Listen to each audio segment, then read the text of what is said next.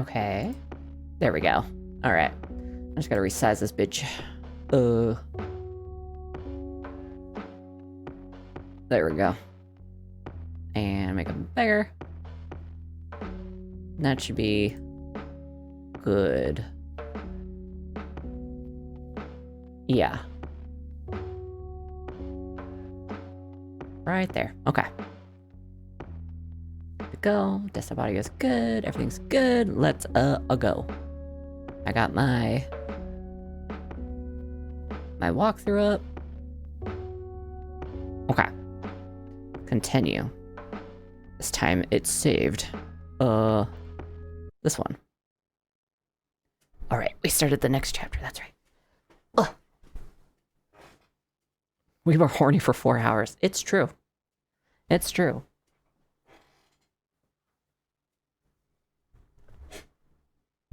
I started Silas's storyline so I could get him officially as a companion to use him in events and stuff. And yeah, it was 4 hours just being like, ugh, Silas. Okay. Awake, awake, asleep. That's what that said, right?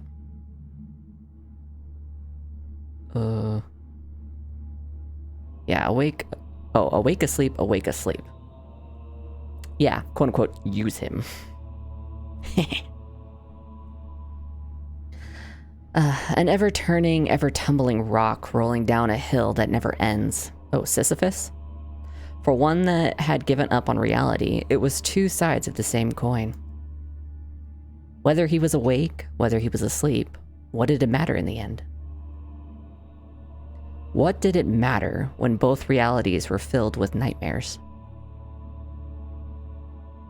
Get ready for a big old tonal shift. This game is emotional.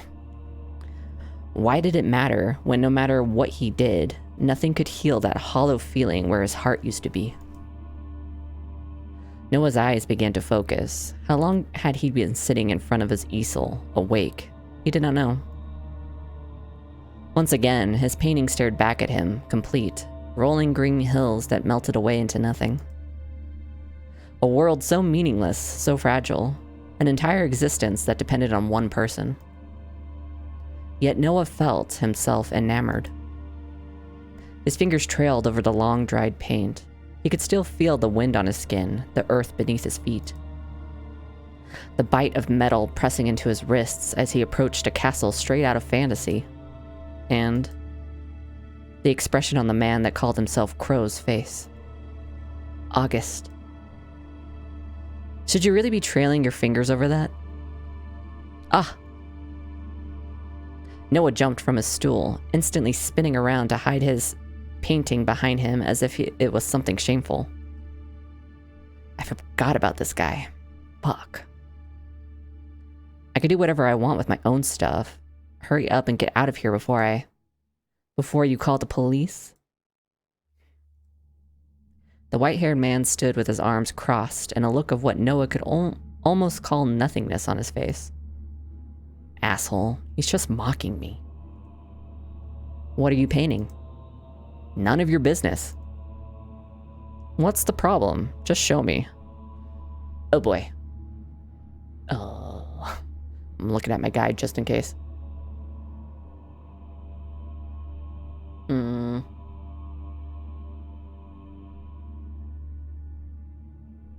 going for somebody else. I'm not going for him. I mean, I don't know who this guy is. The problem is I don't want to show you. Yvonne kept his perfectly straight, uninterested expression glued to his face as he stared Noah down. Fucking asshole. He probably already saw earlier when I was sleeping anyway. Whatever, enjoy. Defeated, Noah's shoulders slumped as he stepped to the side. Yvonne, in turn, stepped forward to take up his place, leaning in close to examine the careful brushstrokes. It's a painting of a dream I had, that's all. Nosy, Yvonne left behind the finished painting and instead focused on the mounds of unfinished and broken canvases that littered the room that was once a living room. I'm kind of in the way of, like, just the end. I'm gonna go a little smaller. Hit myself. Put baby in the corner.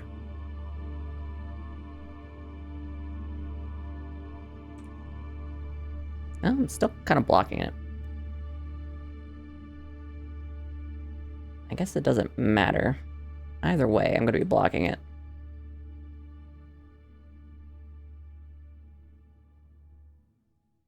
Apologies in advance, I guess.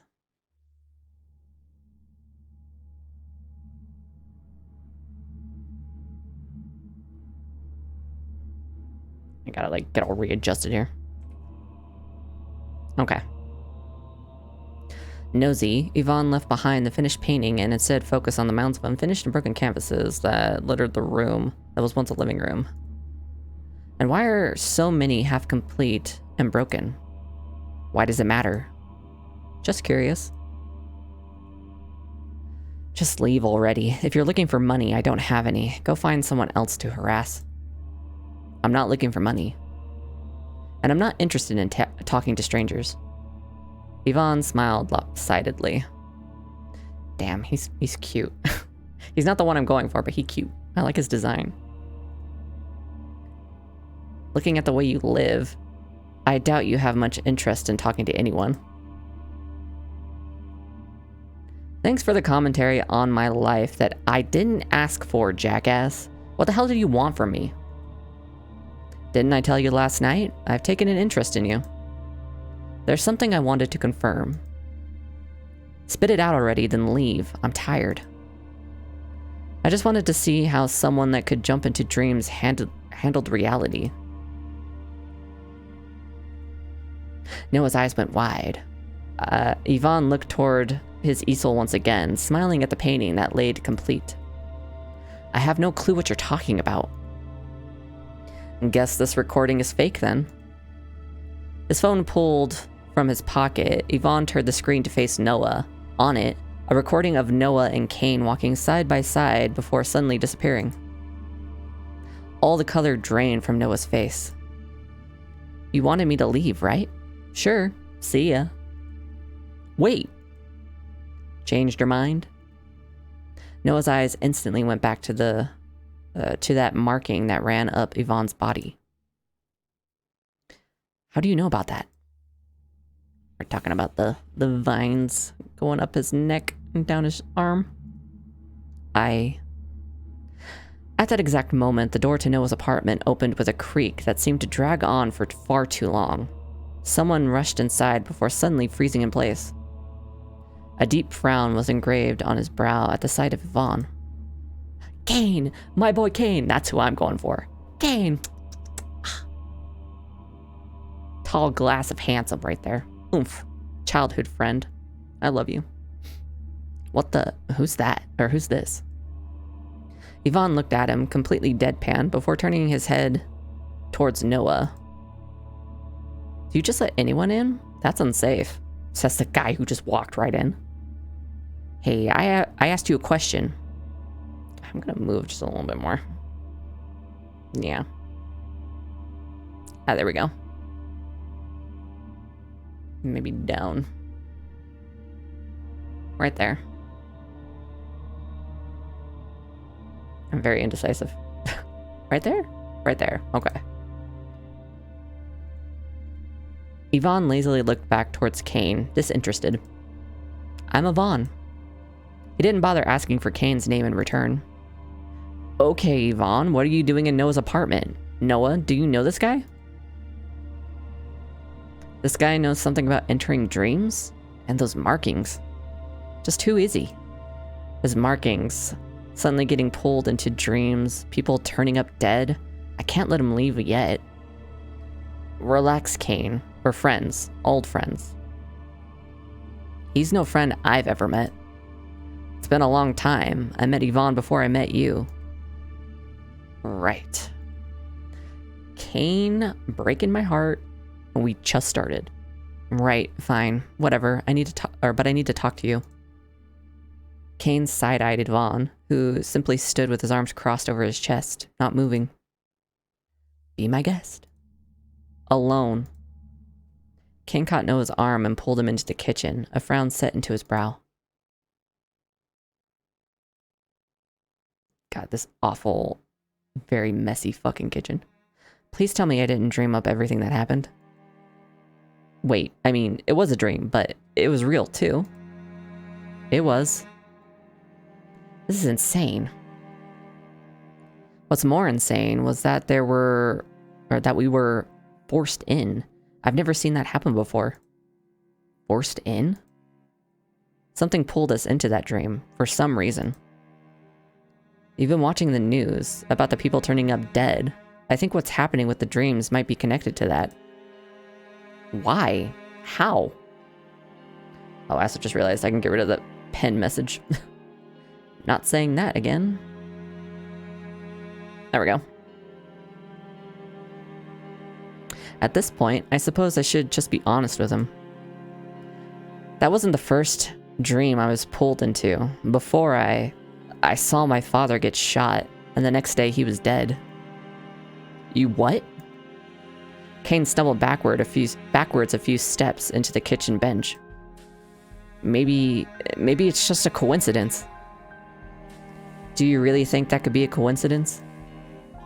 But if it's not, then you're saying, what, someone killed him in his dream? Maybe. It's possible.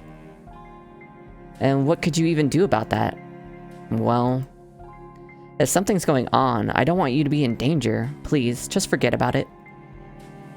But for the first time in years, I can paint again.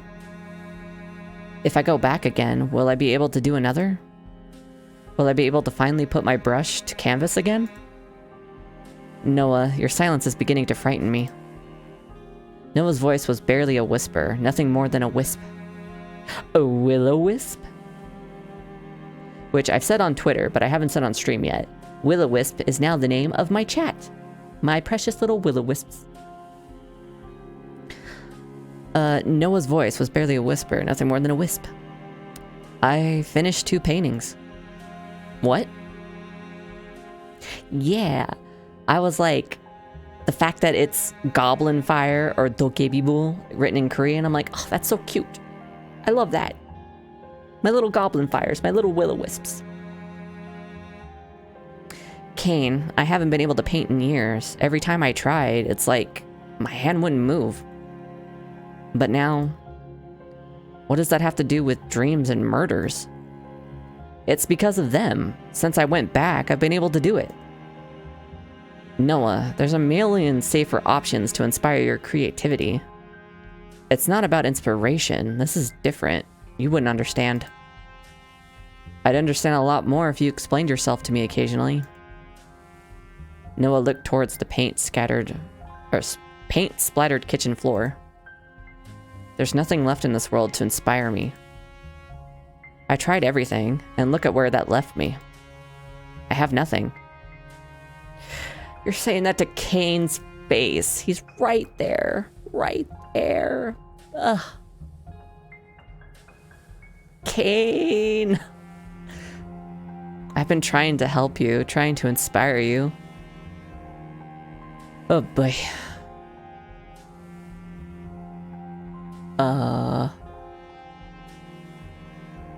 Thank you for trying. Well, thanks for trying and all that. I just wish I could be enough. Ugh. Someone thinking they're not enough just, like, hurts my soul. Hey, you caught Yamper. Nice. Kane shook his head before looking Noah in the eyes. I'm happy for you, Noah. Happy that you're getting back into painting. All I want is for you to be happy. Kane dragged his fingers over the kitchen counter before inspecting the layers of dust with a sigh. Let me help you get this place cleaned up. He is. He's the little corgi guy. Right? I'm pretty sure. He's so cute. There's no need. I'm fine with it like this. It'll just get messy again anyway. Yeah, that's what I thought. Nice. Fine. There's something else I wanted to talk to you, or to talk about anyway. Noah, about August. Noah's entire body froze up.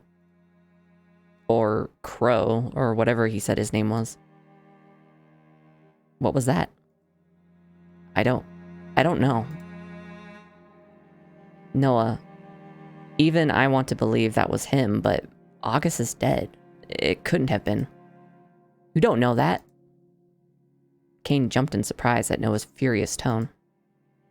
You don't know that. It could be him. Step, step, step. The sound of footsteps against dirty floorboards. Someone entered the kitchen. Yvonne walked past the two, paying them no mind, and headed for the fridge. He opened it, blinked twice, then closed it again. Well, where's all the food? Can you not read the room a little? Why? What's there to read? We're having a private discussion here. Leave. I'm a guest here. It's not your house, so I don't have to do what you say. It's not your house either. Have some respect. That's where you're wrong. What? We were just discussing about me moving in. Seems our friend, Noah here, has been looking for a roommate. Did we talk about that? What happened last time? That was the final straw. Kane took long strides towards Yvonne and caught him by the collar, glaring down into his face. Kane, who the hell do you think you are? Equally, something snapped within Yvonne, who shoved him back with an annoyed expression on his face. Huh? You think you can lecture me? It's none of your business who I am. You think you're so much better than me? You burst in just as Noah and I were having a private discussion, too. Read the room a little next time, will you? I want to slap this man. Don't you talk to my Kane like that. Look, I'm tired. I don't care if you two are going to fight, but go do it somewhere else. This guy obviously won't listen to me. Noah, tell him to leave already. You can't seriously be thinking about living together with him. No, I wasn't, but if that's what it takes. I think it would be better off if you left, Kane. You need to cool your head. We can talk later. Noah. Yvonne stepped away from Kane, his hands up in the air as if in defeat. You should listen to him. Fine, if that's what you want.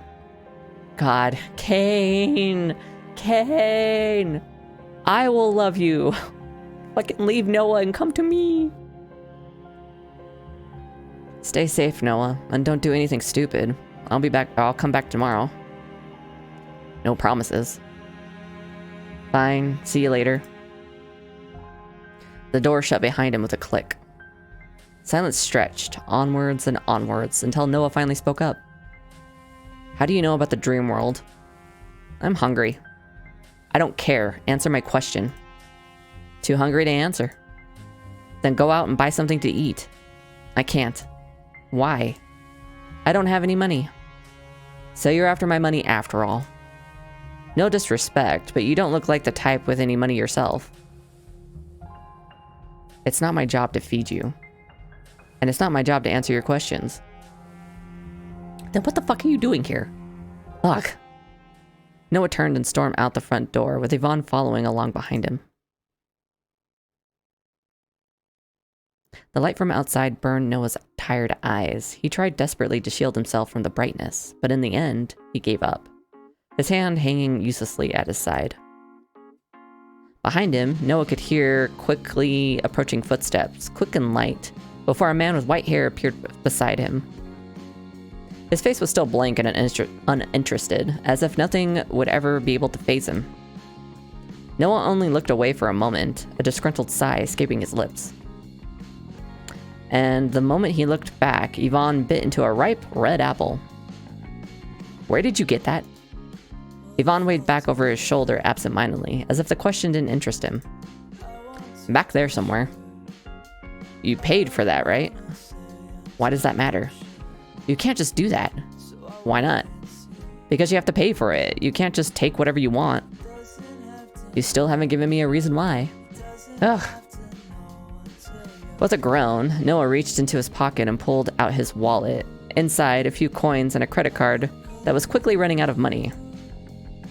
With a deep apology, Noah paid the roadside stall holder before catching back up with Yvonne, who had already finished his apple and thrown the core down an alleyway. Why do you care? No one saw me, and no one would have noticed it missing. I care because it's the wrong thing to do. Your morals sure are confusing. What's that supposed to mean? Yvonne shrugged. You're the one happy for people to die as long as you can paint again, right? So you were eavesdropping. You talk loudly. Noah frowned in response, but Yvonne spoke again before he could. Let's go in here. Why there? Yvonne nodded towards an old diner, the kind of place that tried desperately to be cool, but everything they did came off as outdated. The tables were mostly empty. Yvonne just shrugged and entered first, leaving Noah by himself on the sidewalk. What's going on? The few people who sat in the restaurant turned to look at the two as they came in. At first, Noah felt overly self-conscious, their gazes sticking to his skin like tar.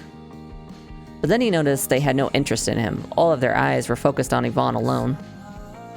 Probably because of how he's dressed. Yet Yvonne didn't pay them any mind. Without even blinking, he strode past to take a booth in the corner, far from both the door and any other people. He doesn't even care about all these people staring at him. If anyone could be described as marching to their own beat, this is the guy. Uncomfortable, Noah took the seat across from Yvonne. Something wrong? Everyone's staring this way. And? Doesn't that make you uncomfortable? Let me tell you a secret. No one gives a shit about you, or about me, or about anyone. In a minute, they'll all go back to what they were doing and forget I was even here. I'll fade away like a memory from the distant past. Why would I care about someone's fleeting thoughts? Let's just eat. Why would I care about someone's fleeting thoughts? If only it was so easy for me to disregard. Noah opened up the menu, unsurprised to see a page full of word art, stock images, and jokes years outdated. No wonder it's so empty. What's that? What's what? In your hand. The menu? Yvonne opened it up, frowning at the words on the page. Is there a problem? No, just give me whatever you're having. Can our boy not read? Is our boy a real person? Fine. Can I take your orders? Yeah. Noah cleared his throat awkwardly. When was the last time he'd ordered food at a restaurant? Can we just get a couple of, burgers? No problem. Anything to drink? Noah's mind wandered back to his empty wallet. Just water, please. Coming right up. Her bubbliness was at odds with the musty, aged environment. You don't look like a stutterer. Not used to talking to people? That's hilarious, coming from someone with no social awareness. Ah! Bacardi coming in with the fucking isekai truck. Hello, hello. Hi. We're not that far into Dreambound. We kind of finished the starting scene of this next chapter that we're in, and that's about it. We're now at a restaurant. Do you ever actually leave your house? That's none of your business. So, no. I understand. You're a shut-in. We're not so different. It's not like that. I decided I didn't want to leave. It's a decision I made. Yeah, that's what I tell myself every day. That's what shut-ins say. Uh-huh. Gaming with friendos. Nice. No worries. No worries. That's what shut-ins say. Look, I really don't care what you think about me. I just want you to tell me how you knew about... Noah lowered his voice, his eyes shifting to the other customers. Shifting. About the dream thing. That's simple. I can do the same thing. You can enter dreams too? Yvonne nodded, sipping on the water the waitress had left behind. Aren't you going to give me some kind of explanation? There's not anything to explain. You asked how I knew, and I told you. That's a lot to explain. Or there's a lot to explain. I don't know about you, but I've never met another person like me. How did you get in? When? How often do you do it? What does it mean? Yvonne shrugged again, more occupied with the water than with Noah's questions. I'd rather talk about it somewhere else. And where would that be? I already brought you here. Before either of them could continue the argument, the bright and friendly waitress brought back their food, setting the 2 plates down on the dingy table. The grease from the burger pooled up on the plate. Ugh. Belle, hello. Hello. Are you having a good... Well, it's almost 3 a.m. for me. Well, almost 2:30. So I would suppose it almost morning for you. Or not almost morning, a morning for you.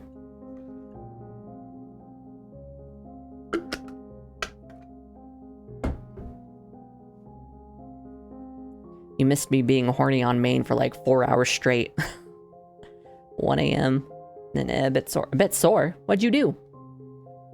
Did you get beat up? Yep. I updated my model a little bit. Hold on. Nope. This one. So I finally got the collar part done. I updated my gloves a little bit. And I added eyelashes. I kind of changed my eye shape a little bit. I also updated my body texture. I got abs now. I have abs. Which you'll be able to see on like the updated version of the Incubus model. Which I haven't updated yet. I'm working on it. I gotta put like the horns and stuff on in Unity. And redo the materials. But the model itself is pretty much done. I also like it. I kind of fought with myself. Do I want eyelashes or do I not want eyelashes? But in the end, I like being able to flutter my eyelashes at y'all. The grease from the burger pooled up on the plate. Gross. Making the unappetizing meal all the more disgusting. But that didn't seem to bother Yvonne, who dug right in. Begrudgingly, Noah followed suit. At the same time, he struggled to rip his eyes away from the strange man. Dreams, death, those markings. I shouldn't bring up the deaths yet. If it's true that people are getting murdered in their dreams, and this guy can jump into dreams. Not until I can trust him. So, where did you end up? What do you mean? Whose dreams? Someone you know? My teachers from high school.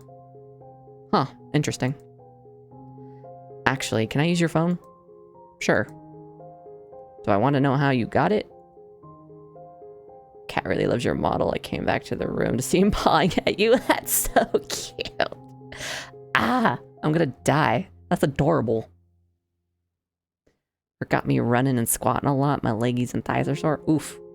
Oof. My job has me doing a lot of walking, but not running and squatting. I did that when I delivered for FedEx for a while. So I know how that feels, but oof. Well, I hope you get some stretches and get like a nice warm bath or shower and then get to just relax. Probably not. Here. Noah picked up the phone. It was a nondescript black phone with no lock. He opened up the web browser, his fingers hovering over the screen. Let's see. Running, squatting, all in jeans and yeah, I feel that. Emery Floyd. Links to websites from all over popped up in Noah's search. Finally, he found something. A phone number.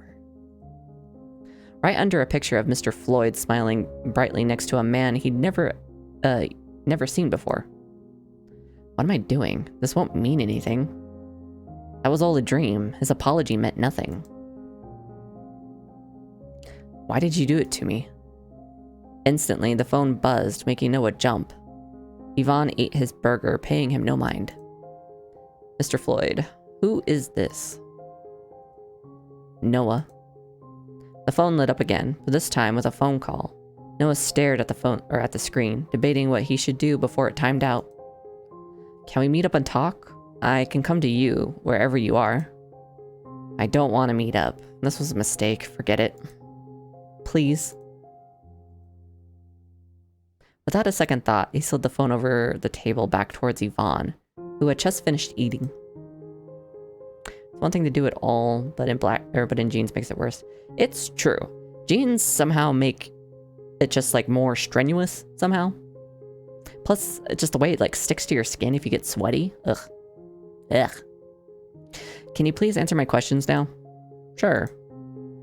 With a lopsided smile, Yvonne reached over the table and took Noah by the hand. Before he could question anything, everything went black and the world fell away into pieces. Oh boy. Entering Dream World.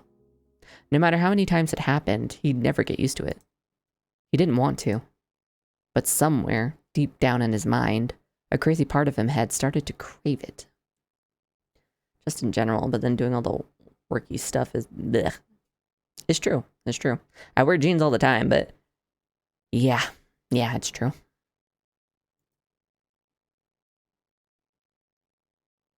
Noah only opened his eyes again when he fell onto something soft. Mere moments later, the wind was knocked out of his lungs as Yvonne landed safely on top of him. What the hell are you doing? We haven't even paid yet. Once again, your morals confuse me. Anyway, like I said, it doesn't matter. No one saw. We'll be on camera. You think I'm that naive? Why do you think I picked the restaurant and that dingy corner table? I do my best not to wear jeans nor any pair of pants in general. That's fair. I'm a kind of pants-only person. Pants are, what do they call them? Jumpers?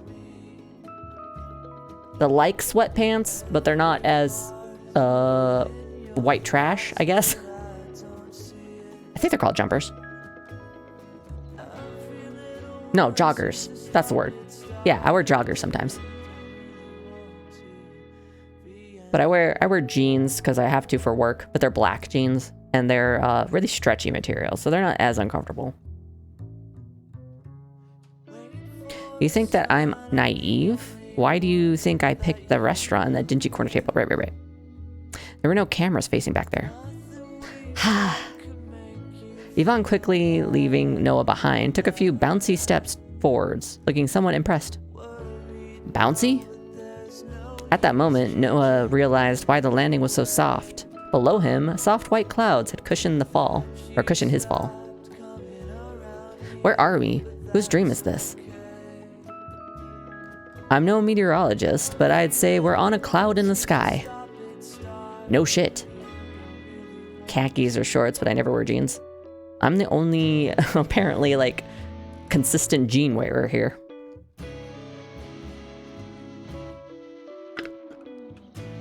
Or dress pants. I like dress pants too.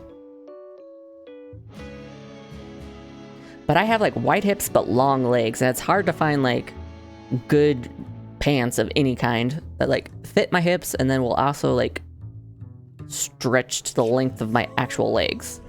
Pants I'm wearing right now, they fit the hips part, but they're like 2 inches too short. So I'm always like kind of tugging them down because it's just, I don't like my ankles showing. The jeans do hug you pretty nice. Sometimes a little too much. I hate jeans so much, I made my OC hate them too. He only wears shorts. Your OC is cute, so whatever works. No shit. How would I know whose dream it is? Someone having a midday nap, I guess. It's dangerous to jump into a dream without realizing where you'll end up. Shut up. No, I'm not. No, I'm not. You're cute. My work jeans hug my lower half a bit too well. That sounds like a you problem. Because if I were in the vicinity, I'd be having a good time. And I do it all the time. And I'm fine. Fine might be a stretch. Since when did you care for your own personal well-being so much? Anyway, what's that supposed to mean? Nothing in particular. Look, whatever, just answer my questions. I don't have any questions, or I don't have any answers for you. What? It is a me problem. Yeah, it is a you problem. It is.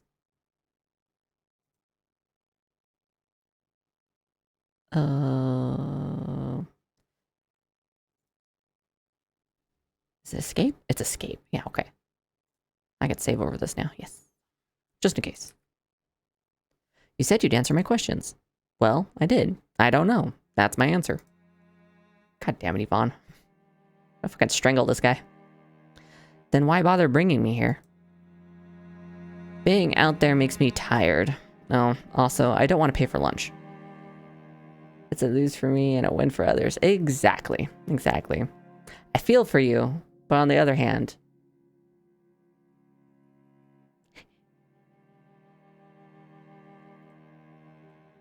This guy. You're the only person I've ever met that's like me. That's enough to make me and other people interested. I'm getting out of here. Running away again? I'm not running away from anything. You brought me here for absolutely no reason with a promise of answers you don't even have. I was an idiot to believe someone like you would know anything. Yvonne's eyebrows twitched, something Noah wouldn't usually notice about someone. But even a slight change to Yvonne's impassive face was hard to miss. Someone like me? Yeah, someone like you. Have you ever looked in a mirror? You and I are the same. I'm not. You're not what? You know nothing, just like me. You have no idea, or you have no one, just like me. Noah doesn't have no one. He has Kane. Kane is right there. Ah! Noah wanted to tell him just how wrong he was, but words failed him. Because it's true. I have nothing. You don't have nothing. I'm gonna go fucking feral. Yvonne smirked. Well, why are you a shut-in? There's nothing left in my life to live for. And yet here you are, alive. Something's keeping you going. Kane!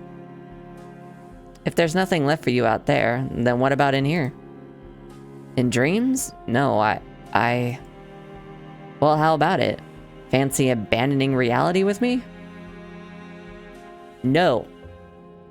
I don't know what you're talking about. Abandon reality? And what's the alternative? If that's your response, then you're not ready for the answer. Right. Forget all that. Can I ask you something? And have an actual answer this time. Noah took Yvonne's lack of response as a yes. Have you ever been pulled into a dream against your will? Pulled into a dream? He raised an eyebrow slightly, as if the notion interested him. No, I don't think that's possible. It happened to me twice in the past few days. Interesting. Without even a word, Yvonne turned in his place and started walking, quickly finding his footing on the clouds. Noah, taking significantly longer to find his footing, raced after him. Where are you going? Hey, I thought we were talking. To look around. Why? What else would I do? Sit around twiddling my thumbs? Help yourself. With a nonchalant shrug, Yvonne turned away from Noah and bounded over the clouds. In the distance, a tall golden gate loomed over the horizon. And in front of it, a long queue of people. Noah couldn't help but notice the uncharacteristic smile on Yvonne's face. It was the first time he looked like he was truly having fun. Side by side, Yvonne led Noah through the crowd, pushing through the front, despite the glares and angry exclamations from those who had been already queued. Where exactly are we? Because the guide I followed was basically just click on them and you will get it eventually. Huh.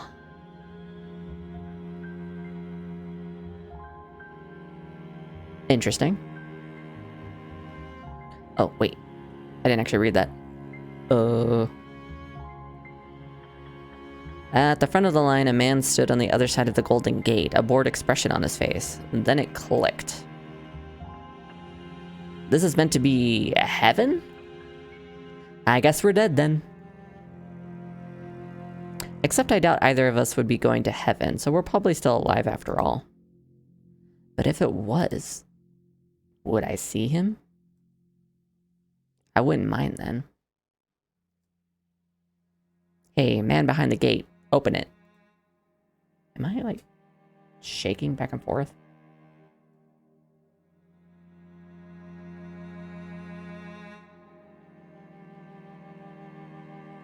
That better? Okay.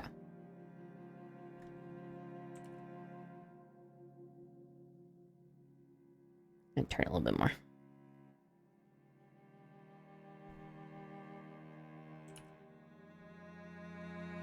Okay. Papers. His voice was dry and uninterested. I don't have any. Open the gate. No papers, no entry.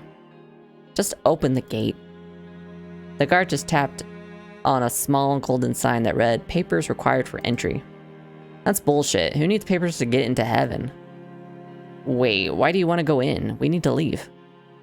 What? Why would I want to leave? We can't just stay here forever. Why not? Are you insane? Seriously, we have to go. Let's find whose ever dream this is and leave. Look, I don't really care what you do. I'm going in. You can stay out here, whatever. I'll see you back at our place later. My place. Sure, whatever. With a click of his fingers, what resembled a skateboard without wheels appeared out of thin air and into Yvonne's hand. Noah blinked a few times, staring at the object that hadn't existed a few moments ago. See ya. He's like, peace. With no effort whatsoever, Yvonne stepped onto the board, which slowly floated up and into the air. How are you doing that? With a yell and a smirk, Yvonne called back over his shoulder before disappearing over the gate. I'm a Grim Reaper. Suddenly alone, those words rested on Noah's mind. A what? I've never been able to affect a dream like that. It's like he has power over it as a person. Who owns it? Alone, Noah's eyes turned back towards the queue, faces upon faces that looked almost familiar, but not. That was until his eyes landed upon someone who was familiar, though. Noah winced, his hands at his sides, balling into fists.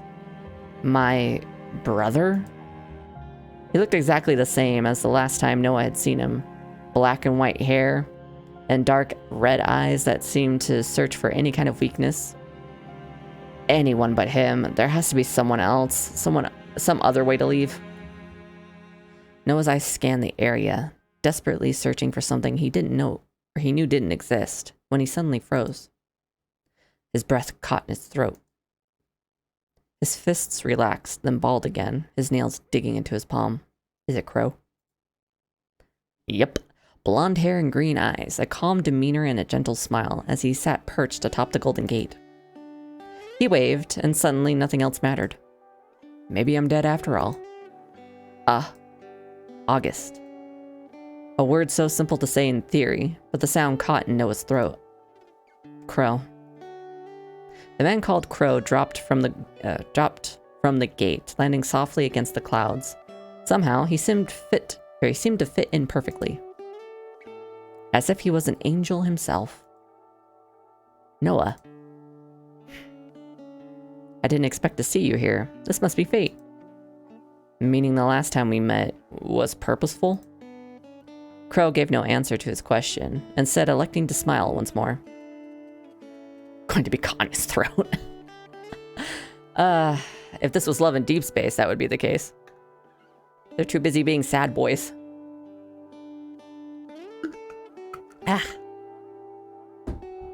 Okay. Did you come here by yourself? I came with someone else.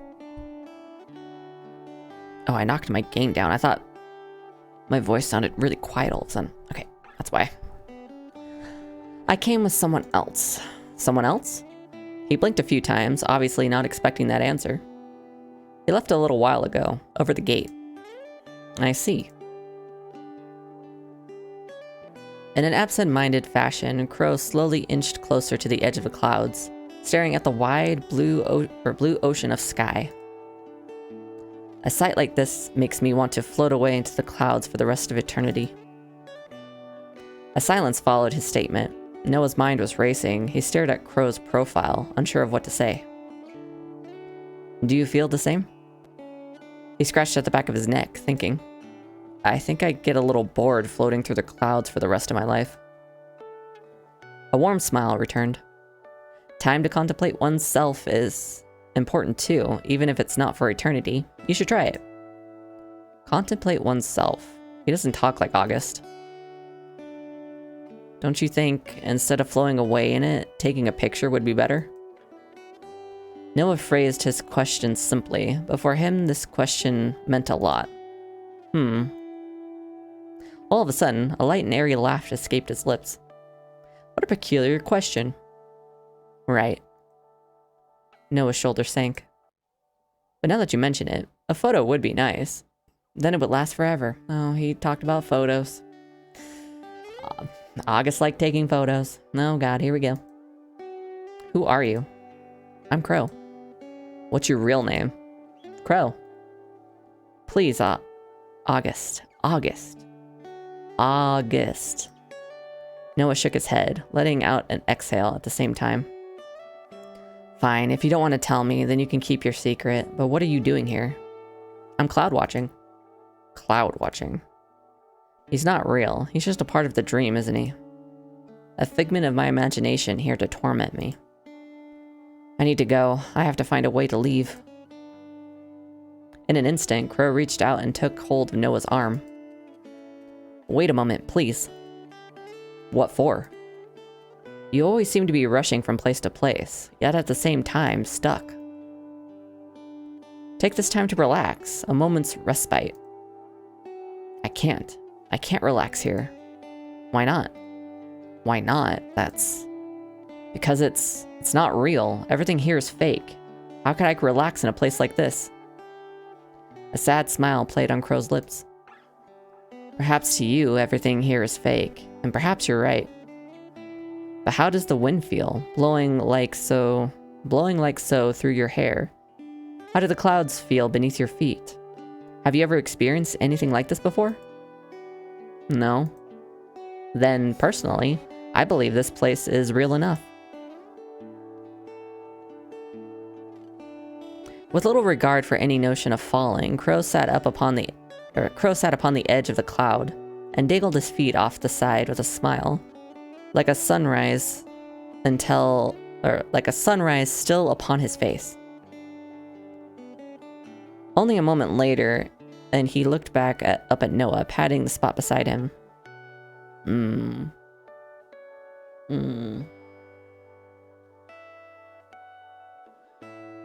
Hesitate. Noah hesitated for a moment. I should leave. I want to leave, but... Reluctantly, Noah sat down beside the man. Ugh, this is such a pretty image. He peered over the edge, taking in the view. The world stretched onwards and outwards, much further than the eye could see. White, fluffy clouds lazily rolled up, looking just as soft as the one he sat upon. Whether you find this world to be real or not, there's so much to see, so much to experience, if you'll just open your eyes. By the way, you've been looking tired lately. Have you not been sleeping well? Something about this man forced Noah to be honest. No, I haven't slept well in a long time. Ugh, did my cat take a deuce? Ugh, we're having an emotional moment here, cat. Ugh, stinky. Stinky. God. Stinky. Vile. Ugh. No, I haven't slept well in a long time. Why not rest now? Crow lightly patted his lap, while Noah just stared at him in disbelief. I'm not going to sleep in someone else's dream. Yet in his mind, he saw August's hands running through his hair, He heard his gentle voice humming as he closed his eyes. It's your choice. I wouldn't let anything happen to you. Are you a part of this dream? Perhaps I am. Perhaps I'm not. Does it matter? It does. For all I know, I could be talking to a figment of someone's imagination. A curious look came upon the blonde's face. What makes a person real? I don't know. Then I'll leave it to you once again, or to once again decide what you think is real. That's not a real answer. Crow laughed again. I exist right now, in this very second. That's enough. A comfortable silence came to rest between them. Can I even say I truly exist? Noah, facing out towards the wide blue expanse, carefully watched Crow out of the corner of his eye. Exhaust the dialogue. Okay. Crow isn't a real name. Yeah, it is. Oh. Jaeger is messing with Kyo. Hey, leave him alone. Jesus. It's not. He seemed honestly, genuinely surprised. Well, I don't think it is. I can change my name for you if you'd like. He's really sticking to his story. Don't worry about it. Noah, facing out towards the wide... Yep, same thing. My cats are fighting. Can you two chill? It's 3 o'clock in the morning. Shut up. Jaeger. Jaeger. Leave Kyo alone. Leave him alone. Fucking asshole. Anyway. What were you doing here? Before I got here. What was I doing? Waiting, I suppose. Waiting? What for? Nothing in particular. I've spent a lot of time waiting, thinking, contemplating. I can't even say how long I've been here for. Noah, facing out towards the way. Yeah. You didn't see Yvonne? So you didn't see Yvonne? Yvonne? He's the one I came here with. Kind of short, dyed hair. No, I can't say I did. He just left you here? We're not exactly friends. He wanted to hang around. I wanted to leave. Then I'll stay with you for a while.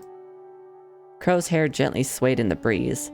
He seemed right at home here, amongst the clouds. Can I ask you something else? Always.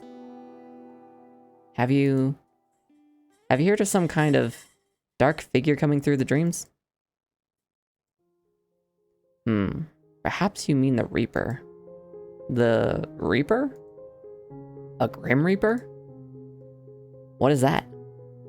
Just a nickname I've heard whispered here and there. I don't know much, but I've heard where he travels. Nightmares follow.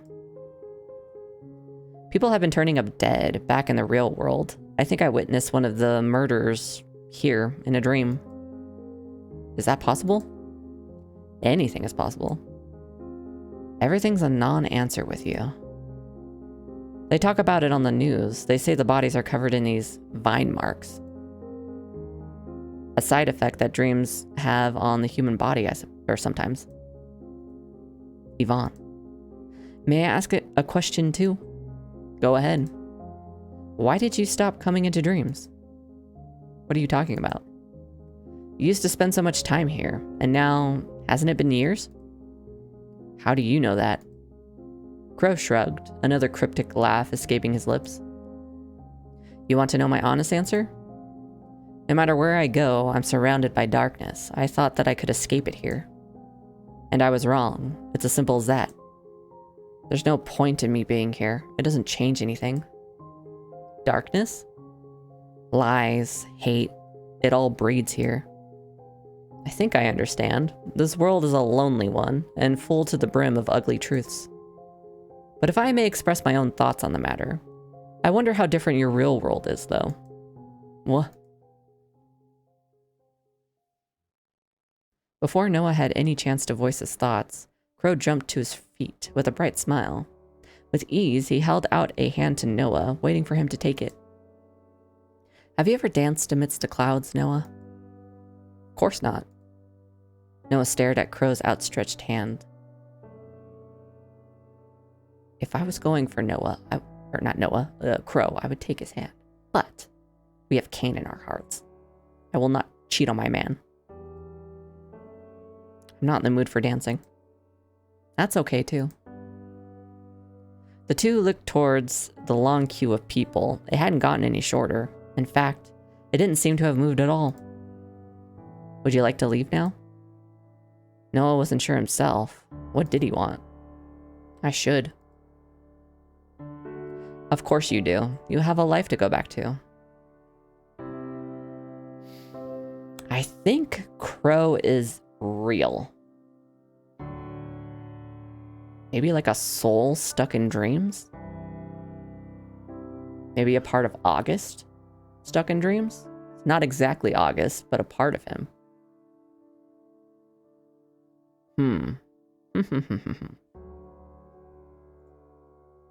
Slightly peppier, Crow spoke up again.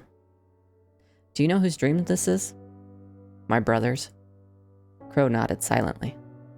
And the two of you aren't on friendly terms. How do you know that? Just a hunch. Would you like me to speak with him? No, I should deal with it myself. Then, at the very least, I'll come with you. Something tells me that leaving won't be simple. Wait, before we go to speak to him. As if he had suddenly remembered something, Crow reached into his pockets and revealed a handful of little white pouches. What are these? Dream blockers. Dream blockers? Well, to be honest, I just named them now. You're worried someone's going around killing people, right? Worried might be an overstatement, but if you give this to a dreamer, no one will be able to enter their dreams again, ever. This should stop anything from happening. I don't know if I'll even be back in my dreams after this. You should keep them. Please, I insist. Perhaps you don't know me, but I feel as though I know you very well, and I think these will come in handy.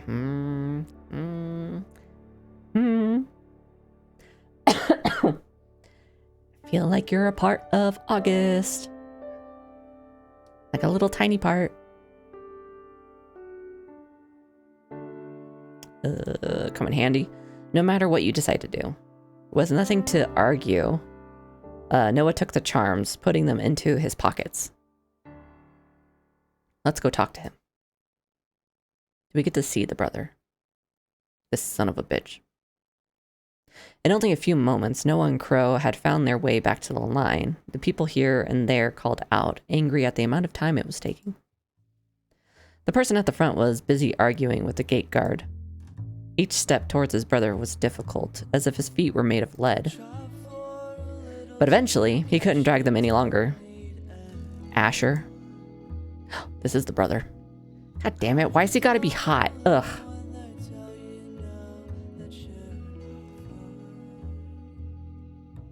The man turned towards the voice that called his name, but his face became blank when he saw Noah. Do I know you? It's Noah. I don't know anyone called Noah. Perhaps, in this dream, he's not your brother. Not that different to how he thinks of me in the real world either, then. You're August, right? What the fuck? Why does he know? Didn't you die or something?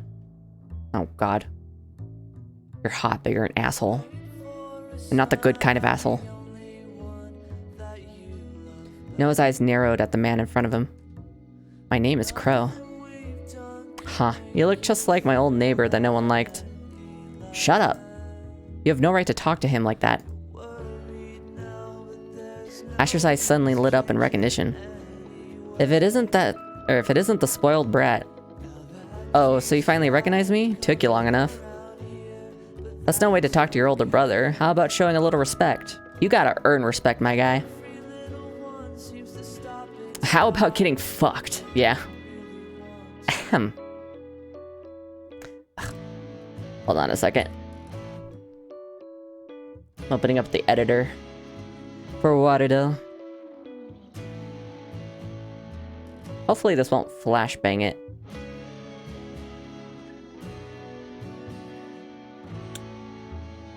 It's opening. It's taking its sweet time.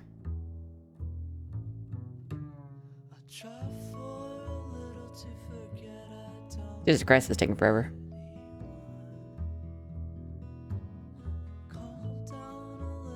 There we go. Jesus. Okay, I'm gonna restart the scene.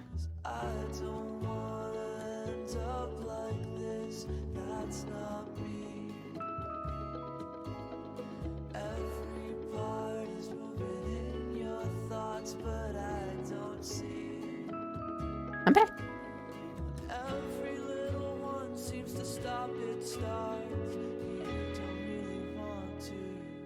Okay. There we go. I just wanted it to like reset my position.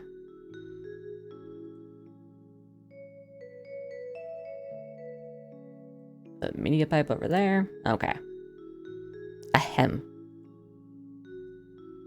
Ugh, forget it. The two of us would like to leave, and I'd like to give you something. Noah's fingers played with the white charm. On the one hand, he knew it was the right thing to do, but on the other hand... But eventually, his mind outweighed his heart, and he extended a hand with the charm in it. Asher looked at it before shaking his head. I don't want shit from you. I just want to get through the gate. Just take it. Are you deaf? I said I don't want it. Then we'll just leave if that's okay with you. No one's leaving. Can't you see that everyone's stuck here? Idiot. I hate this guy. Maybe you just need to get your eyes tested, hey? Crow remained calm as Noah's temper instantly boiled over. Fuck, so this is how it's going to be. Nothing's ever easy. Shall I help you work this out? Yeah, so what? You gonna go through there? Why the fuck would I be standing in this line otherwise? Let's get this damn line moving already then. Oh. What? Escape?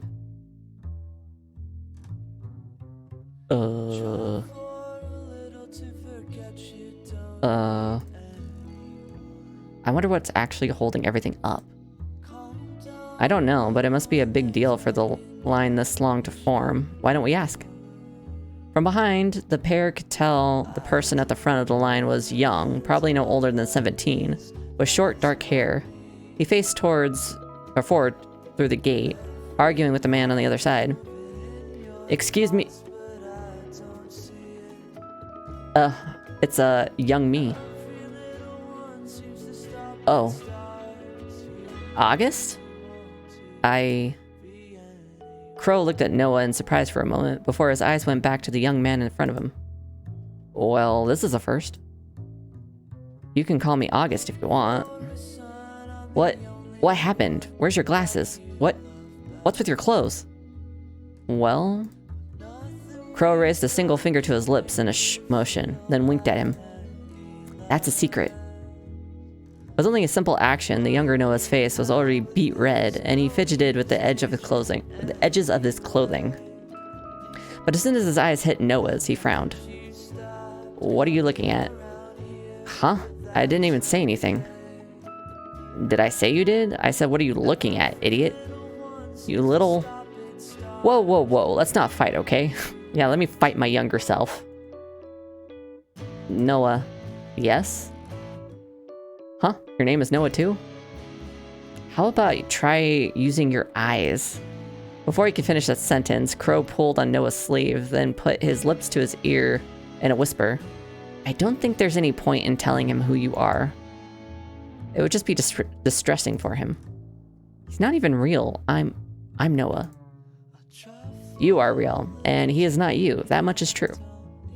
But you or not, he is a reflection of what you once were. Don't you think you should show yourself some kindness? Kindness. If you want, I can talk to him.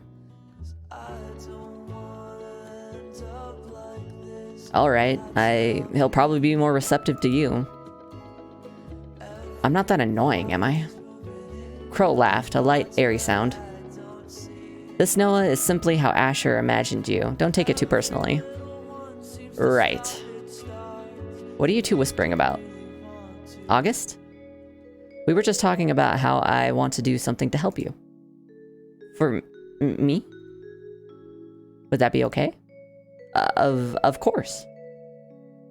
I want to help you get through these gates. Do you know what's stopping you? The younger Noah frowned, glaring at the man on the other side of the gate. This asshole won't let me through, even though I brought my papers. You missed the signature, bottom right of the page. Why does it matter? The guard turned around, not caring to continue the discussion. Why don't you just sign it then? Obviously I didn't bring a pen. Doesn't an artist always bring a pen? How did you know I'm an artist? Just a hunch. Well, whatever. I don't have one.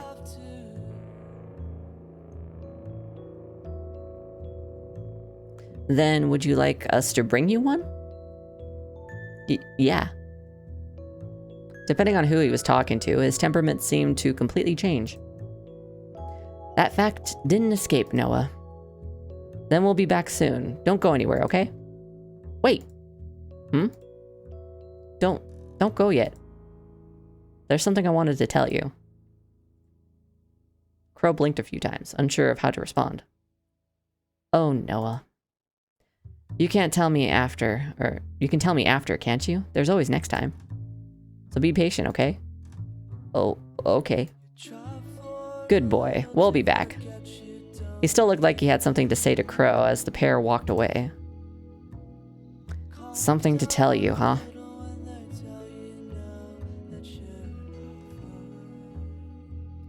Second from the front of the line, a woman in a dress, suit, and glasses let out a huff as she gazed at the man on the other side of the gate. Why does she look like that? I suppose Asher didn't have that much attachment to her. It takes considerable mental power of the dreamer to create completely lifelike people. So sometimes people end up like that, or end up like this. I suppose that's not all different from the real world. How many people do you pass on the street, never to remember or think of again? Can we talk to her? We should be able to. Excuse me, miss. Miss? Did you just call me miss? Professor Pearson, please. Have some respect. God, this is going to be fun, isn't it? Sure, my bad.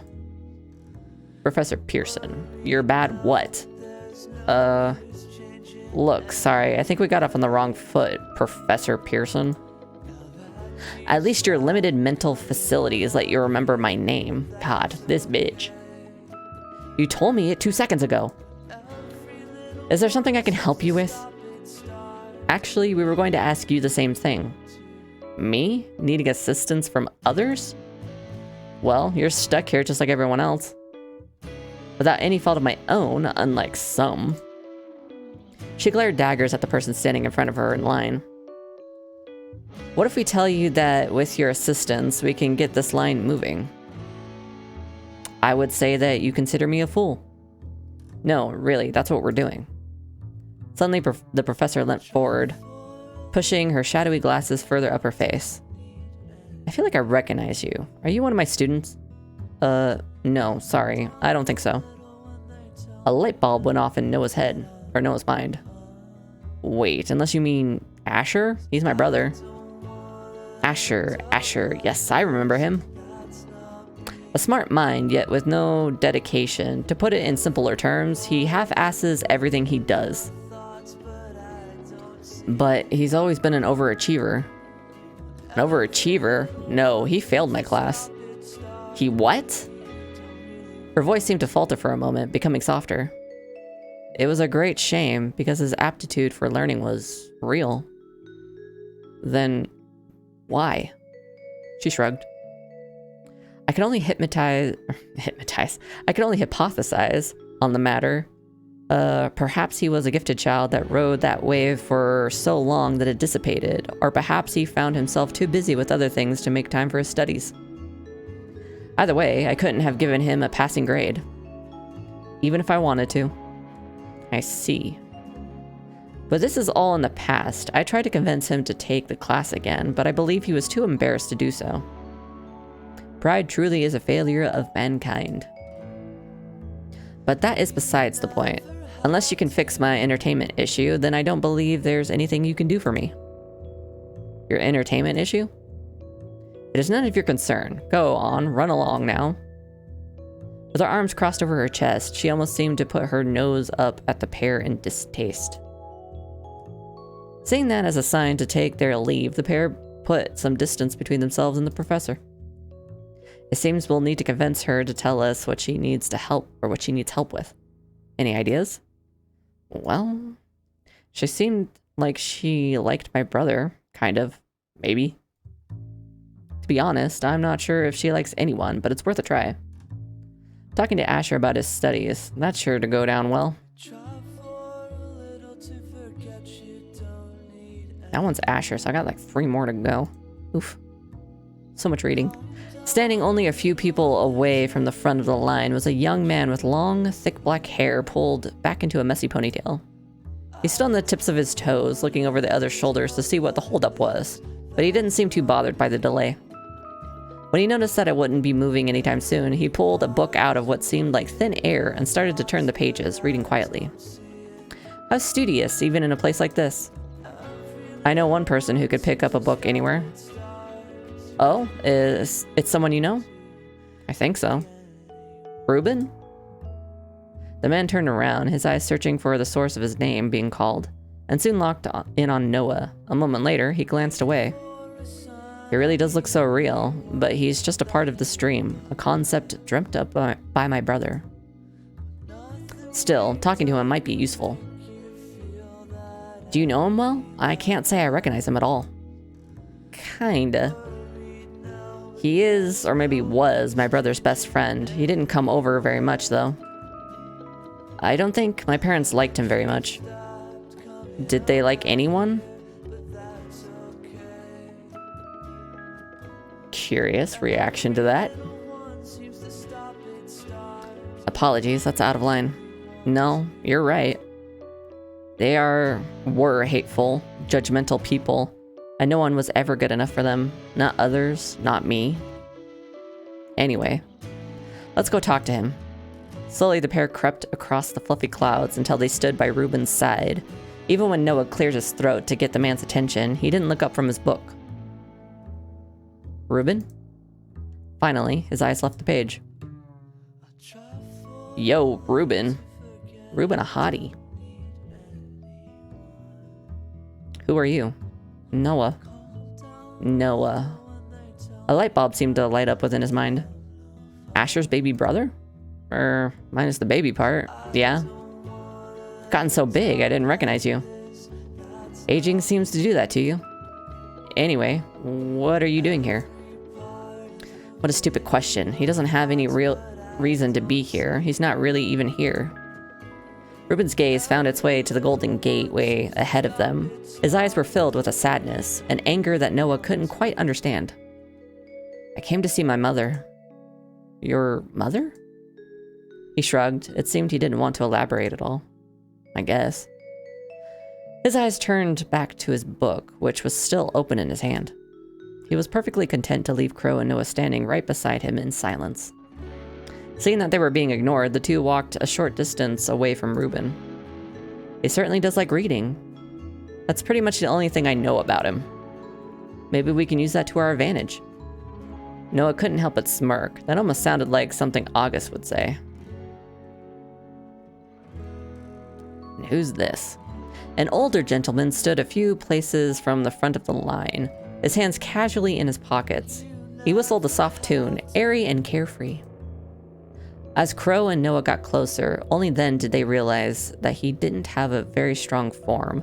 It was like a shadow with no defined features. Just like Professor Pearson, his form wasn't solid but fluid. He was a shadow that could blow away at any moment. Excuse me? The shadowy man turned towards Noah, his whistling abruptly stopping. Hey, no cutting in line. We've all had to wait for our fair share, so do you. Oh, no, we're not trying to cut line. Or cut the line. If anything, we're here to help you get through that gate faster. Oh. That's mighty kind of you. You don't see many honest, principled young people like you two in this world anymore. Oh, so we got a boomer. Okay. Right. This is Noah, and I'm Crow. I didn't get your name? The name's Elijah. Well, Elijah, it's nice to meet you. What are you doing here? The man stopped and pondered the question for a moment. He didn't seem to know exactly why he was here. Huh, I don't know. I was on a call with a damn tenant who wouldn't pay his goddamn rent. And then I was ear. And then I was air. Your tenant? A young lad named Asher. Asher hasn't paid his rent? That doesn't sound like him. You know him? He's unfortunately my brother. Well, maybe you could remind him that I'm not a damn charity case, and that he's been late for the past 6 months. So definitely a boomer. What? I thought our parents were paying his bills. We can let him know. And hopefully ask him why. By the way, you haven't happened to see any scrapsa paper around here, have you? I was putting together an old photo, and the breeze blew them away. A photo? No, I don't think so. But we can keep an eye out for you if you want. That'd be mighty appreciated.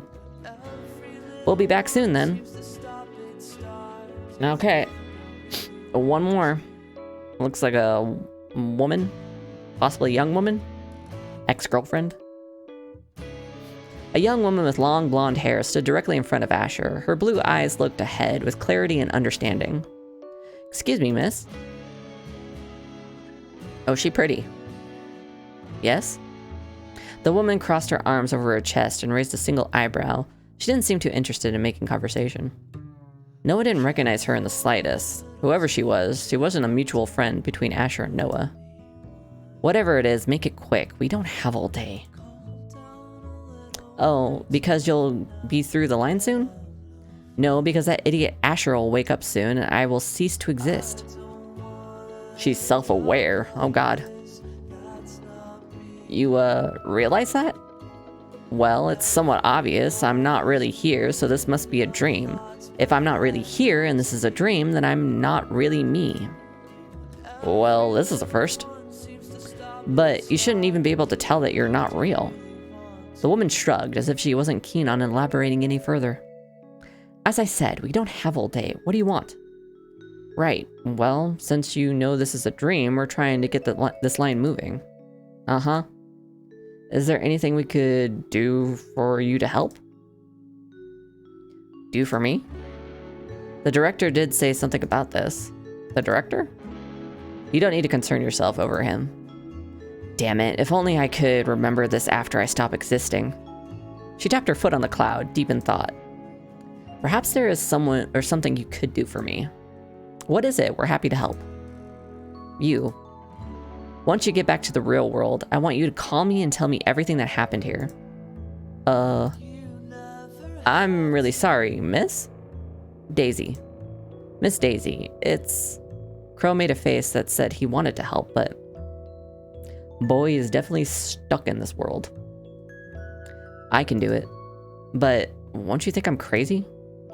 No, I work in this field, so I'll believe you. Can you give me your number then? Of course. Of course. I don't know it. Curse that Asher. I don't know it because he never remembered it. She fished around in her pocket with a face filled with surprise. Pulled out a mobile phone? Oh, and with a face filled with surprise, pulled out a mobile phone. Never mind, he's a genius. But what's the code to unlock it? How are you related to my brother, by the way? Your brother? You must be Noah. I didn't even realize. Asher was... Oh, this is Daisy speaking. Oh my god. I had a moment where I'm like, what? Is Noah talking? But I was right, ex-girlfriend. Was my boyfriend, I guess. We didn't date for long. Does my brother have anything going right for him? Quite honestly, he's a miserable little cretin that lashes... Is it cretin? I think it's cretin that lashes out at others because he's afraid of himself. I'd like to say go easy on him, but you can do whatever you want. I don't care about him either way anymore. Ouch. Honestly, deserved. Sure. So, we need to get your phone unlocked. Any ideas? You could try asking Asher for my number instead, but I wouldn't hold your breath. We'll give it a try and be back soon. As the two walked away from Daisy, Crow drew to a stop first, his eyes lazily going over the surroundings. How can she know she's not real? It's strange, isn't it? I've never seen anyone like that. And she said she worked in this field too, whatever that means. Be careful about her, okay? If you do decide to call her later. Why? She's very smart, and I'm worried about what her knowledge entails out there. I'm not saying don't contact her, just be cautious, alright? For some reason, coming from that face, with that voice, Noah couldn't help but take the warning to heart. I'll be careful, I promise. Okay, back to Asher. Six from the front of the line stood Asher, his arms crossed and his foot tapping on the ground in annoyance and impatience. When he saw Noah and Crow approach him once again, he simply rolled his eyes and looked away. Excuse me, can we ask you a few questions? Piss off. Don't talk to him like that, asshole. Why not? I can do whatever I want. If you've got a problem with it, feel free to actually piss off. Please, we just want to help you. If you just take... I'm not taking shit from him. You ruined my life. Excuse me? I ruined your life? You made every single day a living hell for me for no reason. Right. No reason whatsoever. Even more of your privileged bullshit. What the fuck is he talking about? I have no clue what you're going on. Exactly. Let's all just calm down a little, okay? Asher, you want to get through those gates, don't you? Once again, now calmly. Isn't that fucking obvious? We'll get this line moving, but you have to assist us. At least a little, okay? Not if you don't help me first. Us getting you through these stupid gates is helping you. He shrugged and recrossed his arms, refusing to budge. Fine, whatever. What exactly do you want? On top of all the other shit we're doing for you. He nodded a few spots ahead in line, where a man with dark, messy hair stood. Ruben? From the back, Noah didn't recognize him. Get him to talk to me. Yeah, Ruben? You saw him already?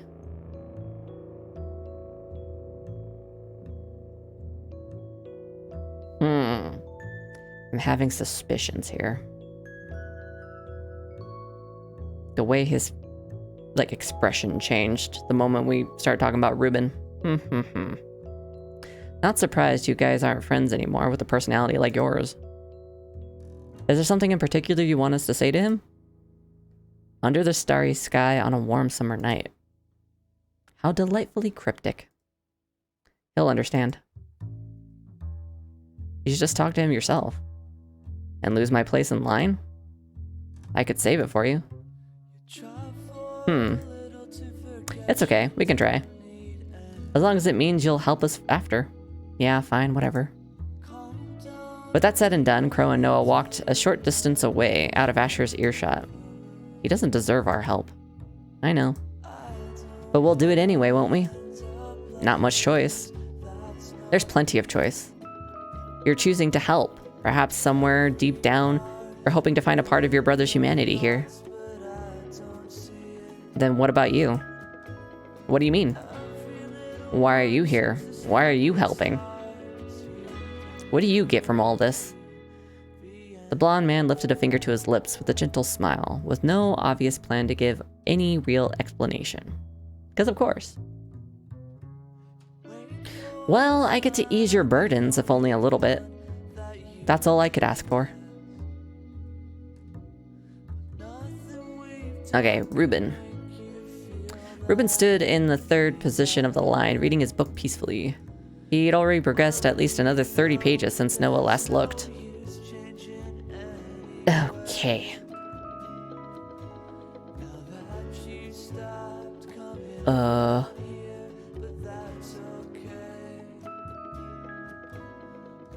I have a message. I was asked to pass on a message to you. Finally, Ruben looked up from his book. What is it? It's from Asher. Though the man up until now had been relatively emotion-free, the name seemed to make him glance off to the side. Wide eyes, okay. What does he want? He said... Oh god, do I have to write it? Oh shit. Oh god, I didn't know I have to fucking remember. Please tell me it's like written in here somewhere.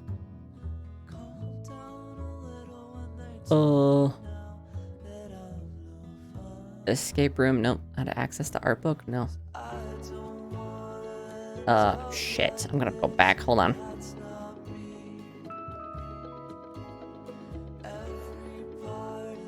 What does that mean? Sorry, I think I forgot. I'll be back in a minute. Okay. Fucking... To remain where the pair had left him previously, just before, blah blah. I just want... Oh, hey, what's Daisy's number? What? How do you know Daisy? None of your business. We're smiling like a shit-eating grin. Now why would I tell you? I'm not gonna give out her number to anyone that asks. I bet you don't even remember it. Of course I do. Prove it. Ugh. No wonder she broke up with you. You little... Crow stepped in between the two brothers as Asher raised his fist. Now, let's not fight, okay? Ha. I was going to tell you to crawl back into your grave, but I suppose it makes sense that you're here. Asher grinned at Crow, who simply shook his head. You don't have to attack people when you yourself feel insecure. Whatever. What did you want me to say? Are you serious? I forgot, alright. Okay, I'm fucking writing this in chat. Under the starry sky on a warm summer night. Okay, under the starry sky on a warm summer night. Okay. Trying to remember. Yeah, whatever. That's enough. Go to Ruben. Yep, same stuff. What is it? It's from Asher. Okay. The starry sky on a warm summer night. Under the starry sky on a warm summer night. Does he think that will make everything better? I guess knowing him, he would. Fine, tell him I'll go talk to him soon. What did you fight about? Ruben looked Noah in the eye. You, mostly. Me? Why? Does it matter? I'm reading. We can talk about it later. No, there is no later for you. You're just...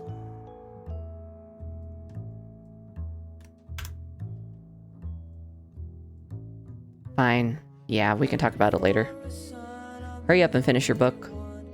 Okay, but it's the first in a series, and I have all 12 books here with me. Jesus Christ. Right. Okay, back to Ruben. You still remain, blah, blah.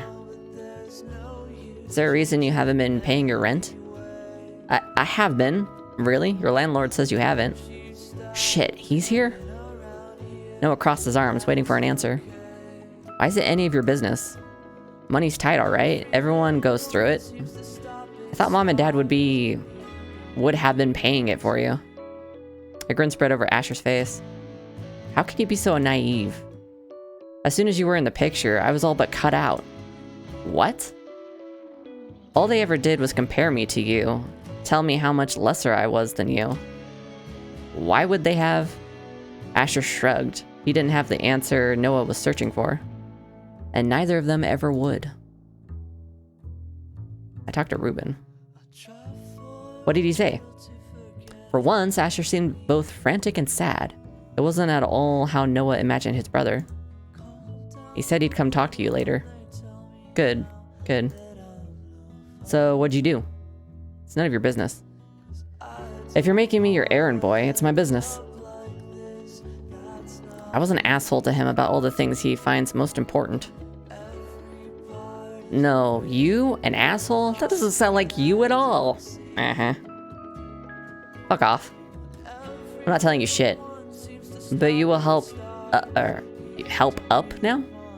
But you will help up now that we helped you, right?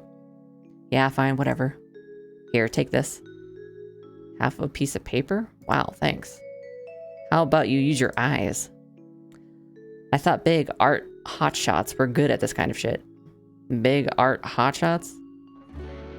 Were their parents being such dicks they were like pitting them against each other? When they were like being assholes to them separately? Oh my god.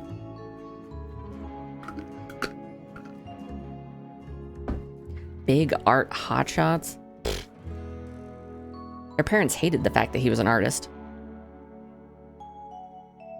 Give me a break, as if I could have become anything in the art world with you around. With me around. What, so it's my fault your little boyfriend died? Shut up. Don't you dare talk about him.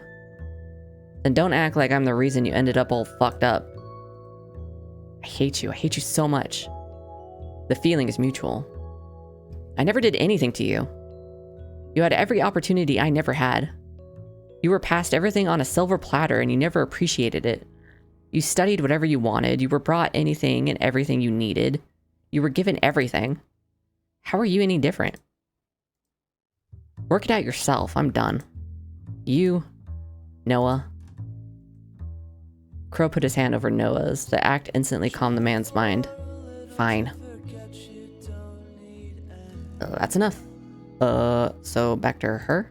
I assume that was her phone number that he wrote down on the piece of paper. Daisy stood facing ahead, completely ignoring the man behind her. As Noah approached, she smiled slightly.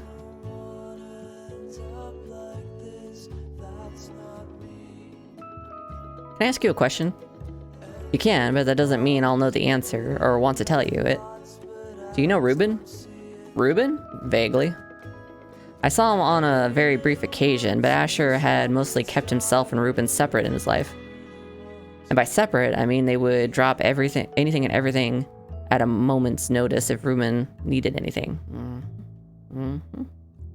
I think there were feelings there. Very gay feelings. That doesn't sound like my brother at all. That man only has a soft spot for one person, and it was never me. Do you know what happened between them then? They're not talking to each other. Daisy shrugged. No clue. Whatever it was must have been a big deal to Ruben, though. Let me look at your phone. I think I have an idea of the code. Can you show me your phone? Be my guest. Oh, do I gotta like look at my inventory first? Hold on. Ow. Son of a bitch. Damn it. Seems you haven't quite worked it out yet. Do you want me to try? No, I'll do it. Ugh. That was so loud. Do I have like an inventory? Oh, I do. Yeah, this. On Daisy? Hey, Daisy. What is it? I found this. Where'd you get this? Asher gave it to me. I think this could be just what we're looking for. It is? It looks like half of it is missing though. Oh god, there's another half. Wait, didn't somebody talk about a piece of paper? It was the old dude, the boomer. Elijah? Whenever I try to get a man. Yeah. That sounds about right. Try it on Elijah.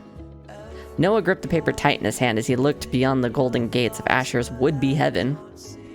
Nothingness seemed to stretch on as far as the eye could see. Ironic. Okay, clear selection then. If it's incomplete. Oh boy.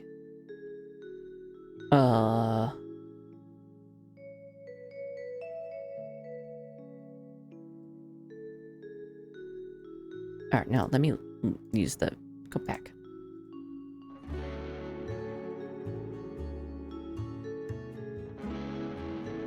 Oh, never mind. Hold on. Noah's eyes found his way to Ruben's book, in particular what he was using for a bookmark. Wait, what's that? A book? No, I mean, well, yes, it is. The bookmark. Oh, this? It's just a scrap of paper I found around. You're seeing what I'm seeing, right? Yeah, that's definitely the other half of the note Asher gave you. Oh, sweet. Thank God. Could we have that? What? But I'll lose my page. Ugh, please? Just fold the corner over. This is a bibliophile. You don't tell them to hurt their books. Their books are their children. Ruben made an expression that almost seemed to be one of disgust as he looked back at Noah. Fold the corner over? And damage the book? Please, we really need it. Fine, if you promise to help me with something. You'll actually give me something before I help you? That's a first. It's because I trust you. You do? You've always been a good kid. Oh, there's Bacardi. Up there playing The Sims 4. I see ya.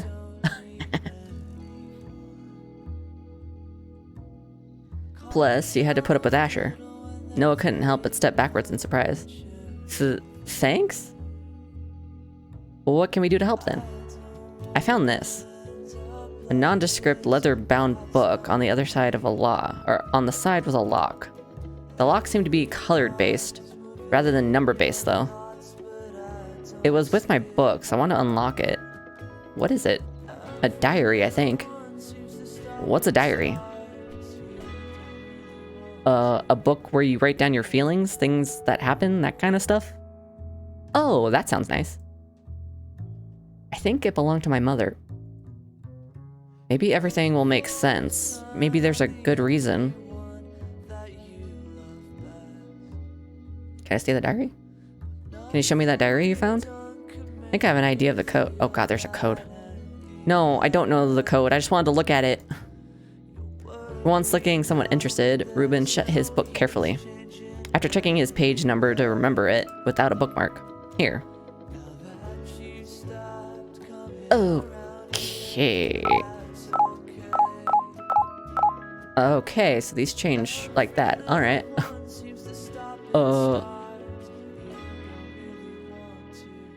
Is there a... This is the routes.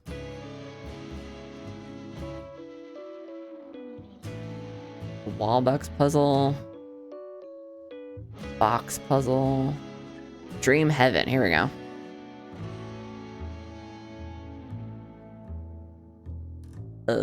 I see your phone. You can't work this out right now. Talk to Asher. Talk to Ruben again. Look at the cipher in your inventory. Oh, I need a cipher. Okay. It's not gonna beep at me, is it?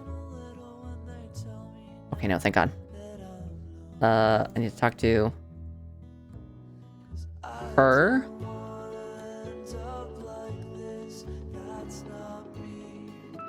Yeah.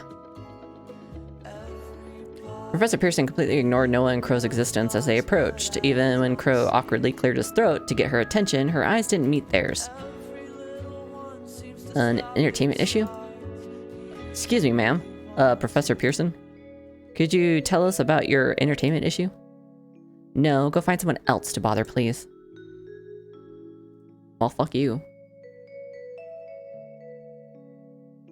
Tell him the message from Asher. Exhaust dialogue with Daisy and ask to see her phone. You can't work this out right now. Talk to Asher. Then talk to Professor Pearson. Maybe I gotta talk to Asher first. Just with his arms crossed. What do you want? Nope. We've already exhausted all that. Okay. Look at the cipher in your inventory with the right click. Also, use the cipher on Daisy for more info. Exhaust. Oh, I can look at it.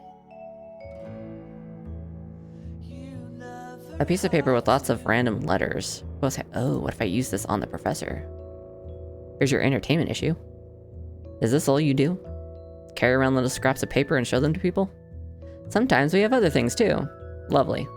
Okay, never mind. Look at the cipher in your inventory with right click. You can use the cipher on Daisy for more info. Already did that. Exhaust dialogue with Daisy, then ask to see your phone. The cipher is the alphabet shown at the bottom, +5.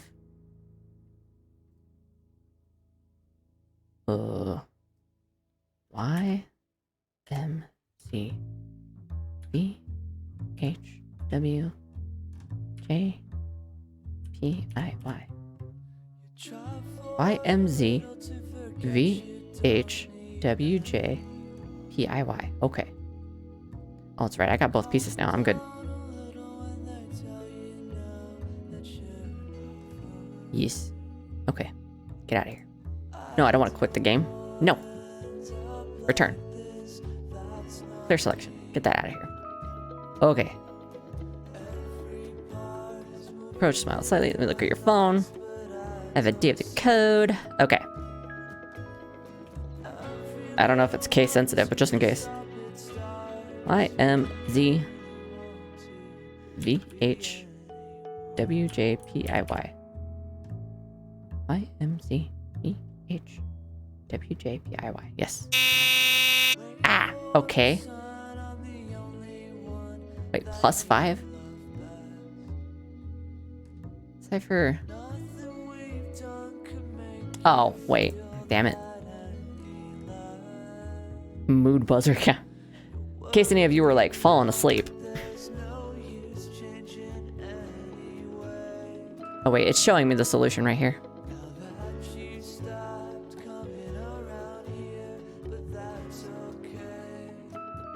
Let's do this.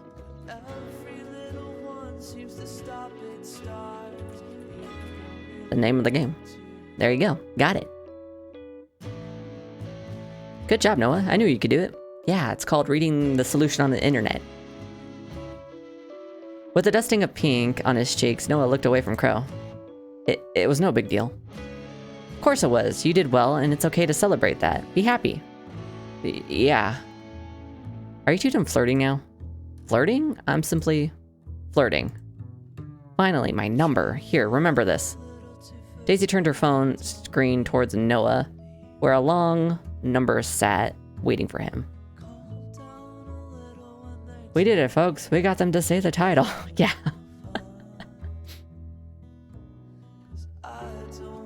My memory isn't that good.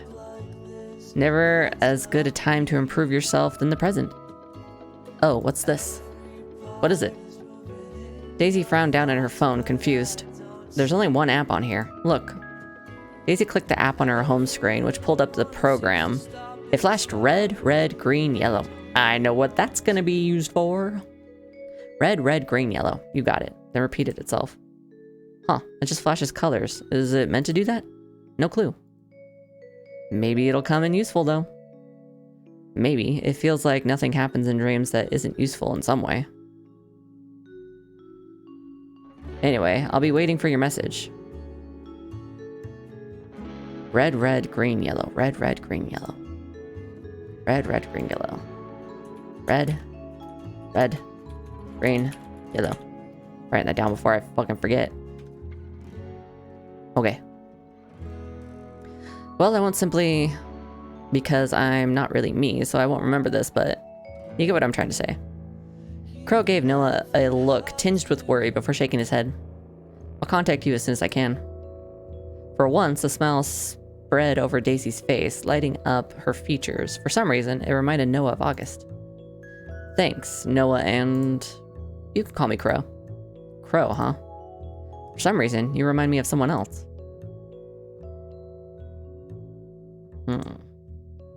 I get that a lot. A common face, I suppose.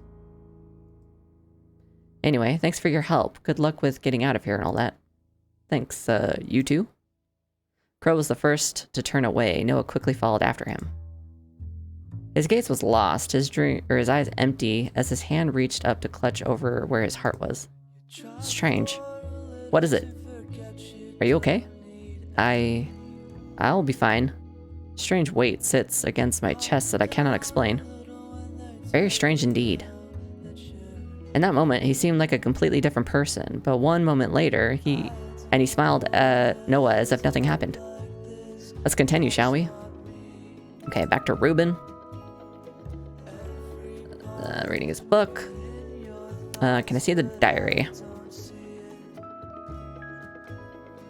Here. Okay. Red, red.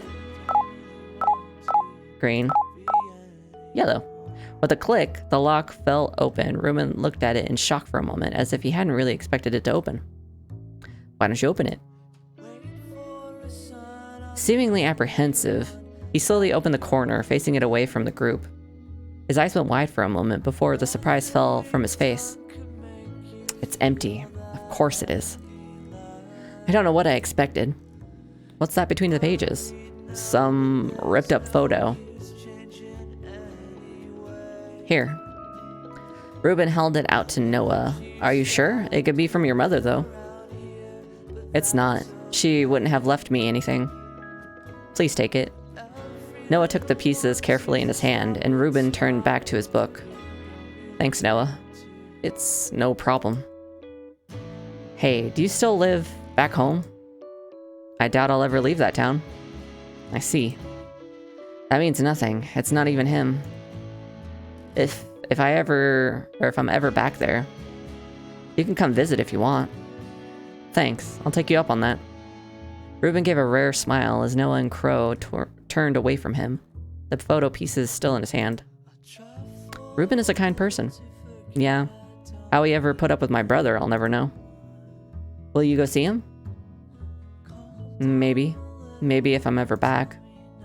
Crow smiled, and his face lit up like the sun. I'm glad to hear it. Okay. Now, I think it was him that was looking for the photo stuff. I just stood oblivious of the fact that only a few people behind him stood Asher. It seemed as if he couldn't even see him. Okay, I gotta do it from the inventory. Ripped photo. Elijah, I found these so far. Not bad, not bad. You're still missing a few pieces, though. We'll find the rest of them soon. Okay. Clear selection. Do you have any of these? What? Asher reached into his pocket and a moment later produced a few scrunched up pieces and held them out to Noah. Didn't know you collected trash. Oh, sweet, we got more. Is it still incomplete? And these so far, not bad, not bad. You're still missing a few pieces. Okay. Do you got any? Please keep your scraps of paper to yourself. She won't even look at them. You got any, Daisy? Have you seen any pieces like this around? Noah held out ripped up photographs, still missing many pieces. Oh. Well, you did help me. Here. Reached into her pocket and pulled out some similar looking photo pieces. Nice. You got any, Ruben? Noah looked down at the photo pieces in his hands. Pieces of the past that's... Oh, wait, I got it from Ruben. Now all Noah wanted was more of them. Yeah. Do I have any? Young me? Did you take this? Me? Why would I have? Ah. This is actually someone else's photo. We're trying to help a kind man put it back together. Have you seen any other pieces around? No, sorry. But I'll keep an eye out for you. The pair could almost see the younger Noah's tail wagging. That's everybody. Okay, what's it say? I'm not exactly sure on this, but use the ripped photo on absolutely everyone, and the cipher on everyone. Exhaust the dialogue. At some point, Elijah becomes able to progress. Okay, so this one's kind of like a weird one. I used that on everyone. I'm gonna use this on everyone. You were so cute when you were younger. Cute? Your eyes are so hopeful, and your smile is contagious. I'm not. Though you are still cute now too, so don't worry about it. I used it on her already, but just in case. This is all you do, carry around, blah blah. Thanks for giving me the other half. Look, it's complete. Ruben looked up from his book, disinterested. That's nice. I went back to reading. Use it on you. Noah gripped the paper tight in his hand as he looked beyond the golden gates of Asher's would-be heaven. Ironic, I already used that. Use it on her. Hey, Daisy. This is what I used to figure out your phone lock. Oh, it's a cipher. You recognize it? Daisy nodded. I studied cryptography a little for fun when I was younger. Huh, I'm surprised Asher even remembers that. What? I wouldn't know if he didn't. Oh, good point. Use it on Asher. Noah held up the now complete piece of paper, showing it to Asher. I fixed it. What do you want, a medal? Noah shrugged. He didn't usually like riling people up, but there was something satisfying about annoying Asher. Even if it was only a dream. Sure, I'd like that. Asher's frown said that he had no intention of giving Noah a medal. Okay, can I now use this on the old man? who carefully eyed up each piece. Okay, this is different. My God, you two have done it. Do you think you could help me put it back together too? We can give it a try. Oh, great. Now what? Then complete the puzzle. It's easy, so when I add solution, just make sure you click finished. Oh, maybe I gotta, like, talk to him first. Clear. Okay, let's try to put the photos back together. There we go. I think I'm ready to try putting your photos back together. Elijah looked up at Noah and Crow, his expectations plain on his face. Okay, now we're just basically doing a puzzle. Do your corner pieces first.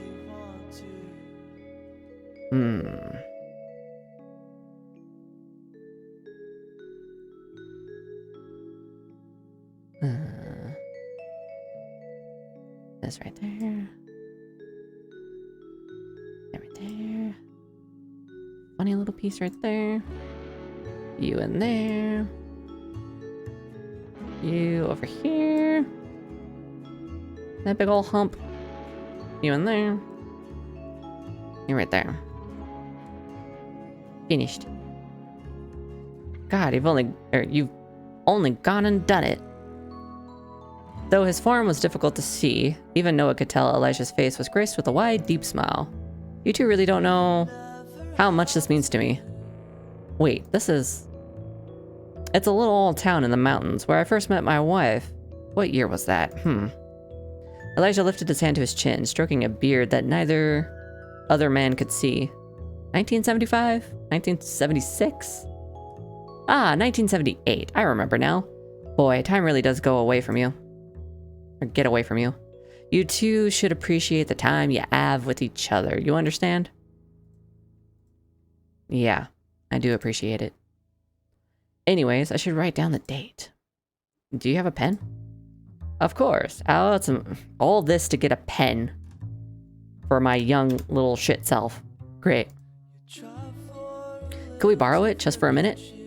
Well, Tell you what, if you can bring me some tape to keep this thing together and stop it from blowing away all over again, then you can have it. That sounds like a fair deal to me. Where am I supposed to find tape in heaven? As Crow and Noah turned away, something crumpled fell to the clouds below. Noah knelt down to pick it up. Look, you're already dropping it. It? Noah looked down at the crumpled note. It's worth at least a kidney. Well, you're not wrong. Fucking inflation. Am I right? Ugh. Ugh, gotta stretch. Oh my gosh. Whew. I've almost been at this for 6 hours. Nice. Horny for 4 and sad for 2. Letters were scrawled in scribbled wide strokes. Don't interfere or your friend will disappear just like the last. Excuse me? Hello? Noah's heart sunk into his stomach as he stared at the words before him. That note itself was almost like a canvas, like the finest painting. Just a few words transported him back in time, to a loss so great he could still feel it now, and brought that pain forward tenfold. Are you okay down there, Noah? Noah looked back up at Crow's smiling face. He truly seemed without a worry in the world. This just sounds like a normal day. You know, you're not wrong. You're not wrong. For some reason, this was exactly what Noah wanted to protect. It's nothing, just some trash. He stuffed it in his pocket and stood back up, smiling lightly at Crow despite the pain. Huh, there's something else scribbled on the back here. In the realm of slumber where mind takes flight, adrift in a world of wonder, a dream of pure delight. What the? Who put this here? Or put that there? Put that there. Actually, could we borrow that back for a moment? I believe it may come in handy. Well, you did help me. Fine, here. Held out a corner of the photo, and Noah retook it in his hand. Indeed, on the back was a strange, poetic sentence. Something about those words in particular felt like a dagger pointed straight at his heart. A version of himself from years in the past. Okay. I need tape. Where the fuck am I gonna get tape from?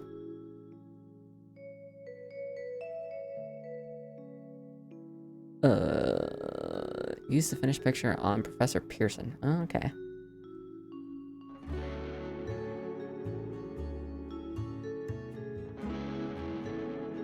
Prof. Whatever it is, I'm not interested. Okay.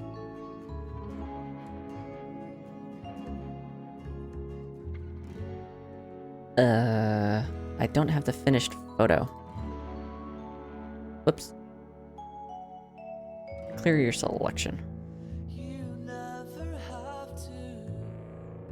Negro stood still in front of the line, glaring daggers at the man behind the gate.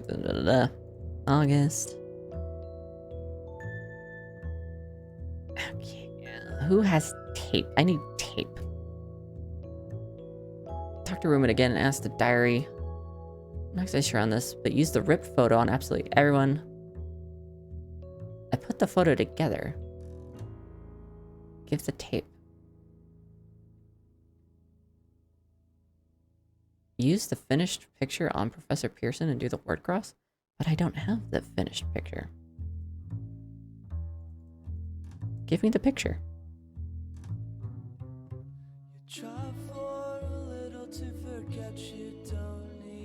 I need tape to put it together first.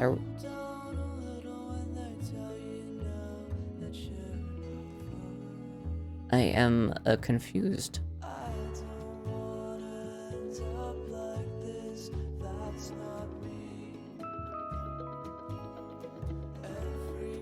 I don't know, use it on Ruben? Ahem, Ruben. Ruben? What now? Our apologies, we didn't mean to bother you while you're reading, but we had a question. Here, does this mean something to you? Poetry? I didn't know you were into that. I didn't write it. Yeah. I didn't expect it to be tape, but I need to find tape to put the picture together to then use on Pearson. But the like guide I'm looking at says use the finished picture on Pearson to do a word cross and then get the tape, and I'm like, huh? I can't finish the picture without the tape though. I'm confused. Oh, it's pretty. Something like... Seems like something Asher would like. But no, I've never seen it before. Well, if it's something Asher would like. Is there any point in asking him? Well, I suppose any lead is worth following up. He really isn't... What are you two bickering about over there? Have you ever seen this before? What? Stop wasting my time. See, I told you, he's not really cultured enough for poetry. Excuse me? I like poetry plenty. Oh, so you do recognize it? No. Okay. Does my younger self know anything about it? In the realm of slumber, where the mind takes flight, adrift in the world of wonder, a dream of pure delight, huh?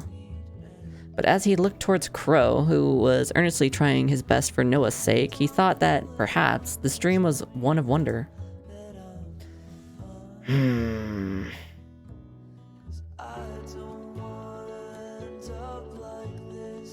I can't talk to her. I am... confused. Or maybe just use it on Elijah again?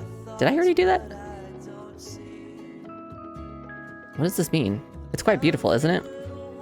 Noah stared down at the words once again. Is it? There's a certain beauty in isolation, in the loneliness that comes from leaving the beaten track and finding yourself astray. By being alone, drifting through a dream.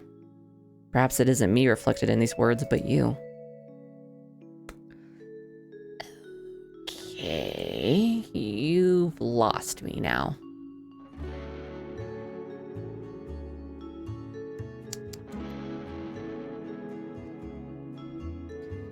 Aw, you can't buy that item. I guess you're not gonna get the next Pokemon that shows up.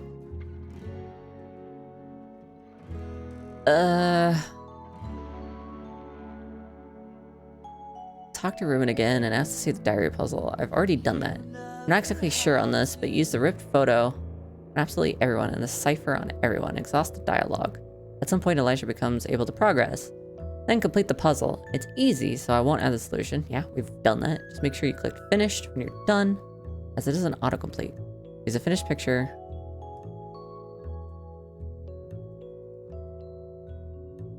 No, I can't do anything. I'm confused. What am I missing?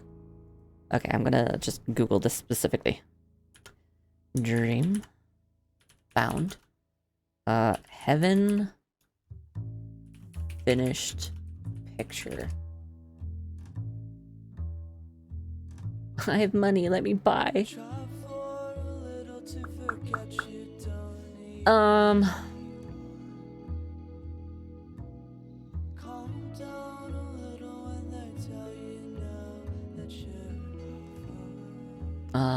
Is there just a... Okay, I'll just look for another walkthrough. Not this one.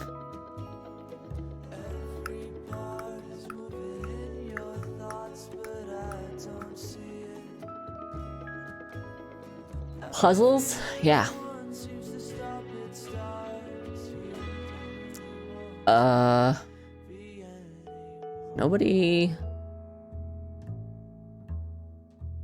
Nobody, huh? Okay. Okay.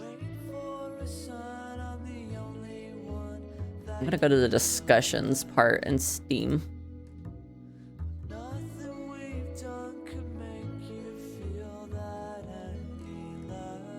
Per page. Show me all of them. Okay. Puzzles.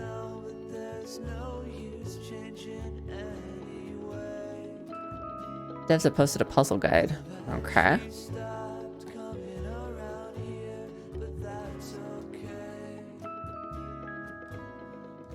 Had to be one word. Yep.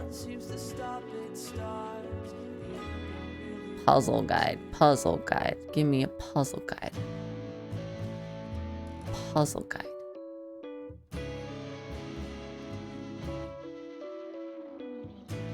Puzzle guide. Where is it at?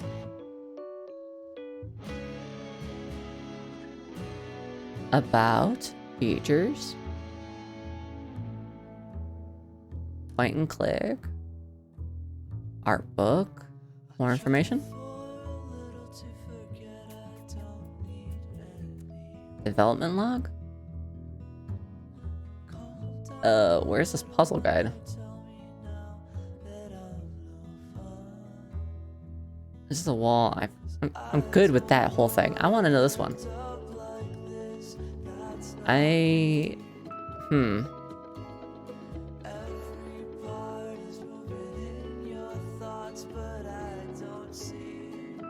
Talk to all the people in the line at least once. Talk to Noah and Professor Pearson again to exhaust their dialogue. Then talk to Ruben. Talk to him about Asher.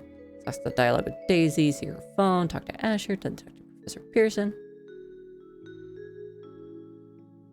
Nobody will talk to me though. Or maybe just normal talk to her? Crow awkwardly cleared his throat to get her attention. Her eyes didn't meet theirs. Nope. What do?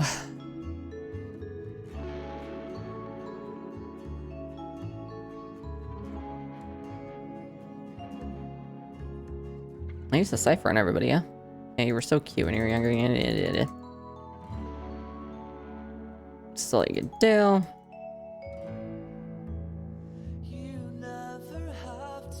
Yeah, about the metal. And I used this on everybody. Didn't I? If you got there. Actually, I was hoping to ask you if you've ever seen it before. Daisy's eyes passed over the words, but there wasn't recognition eyes. I'm afraid not. I'm not really one for poetry, I assume. Maybe try Asher. He was always into that kind of stuff. Asher? Poetry? Yeah, I already asked him. He doesn't know shit. Ruben didn't know. What does this mean? It's quite beautiful. I'm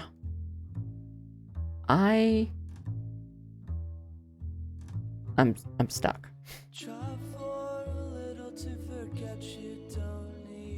What are you reading? Maybe I gotta ask him.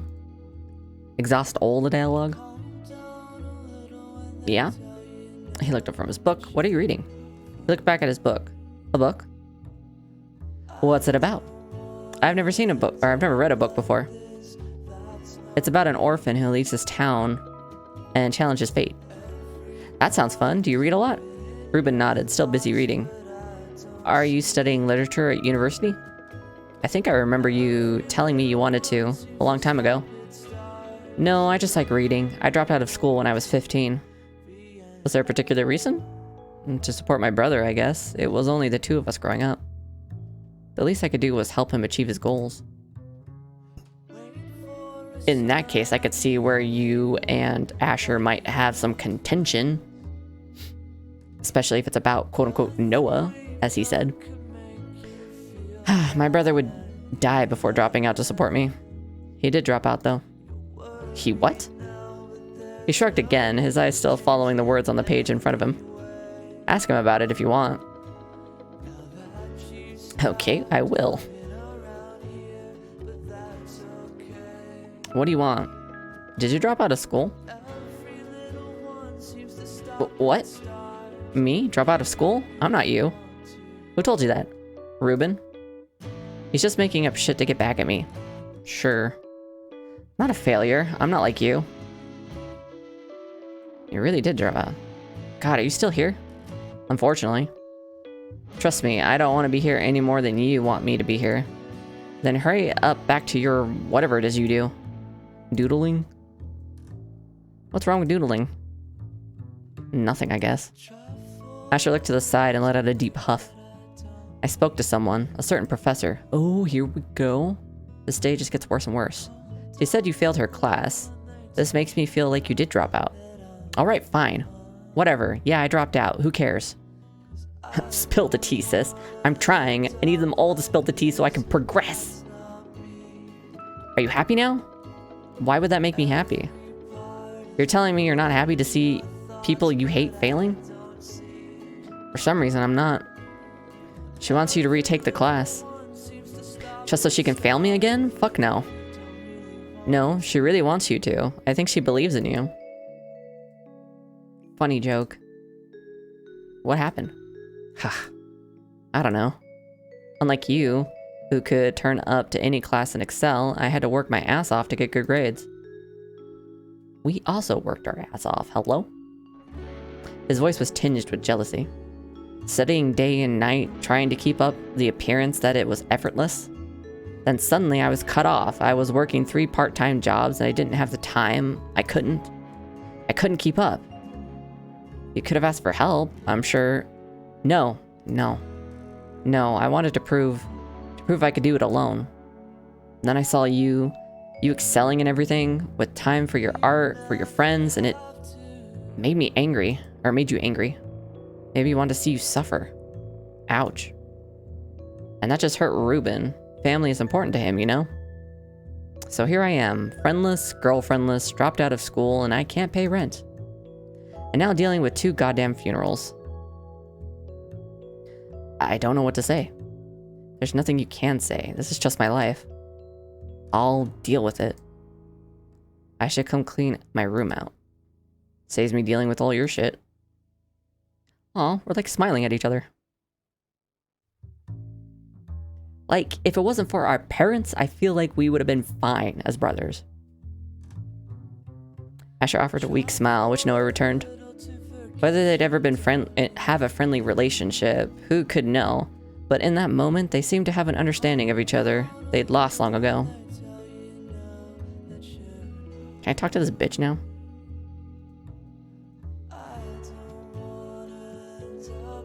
There we go, I spoke to Asher. If you're here to show me more random items, then please go bother someone else. No, it's not that.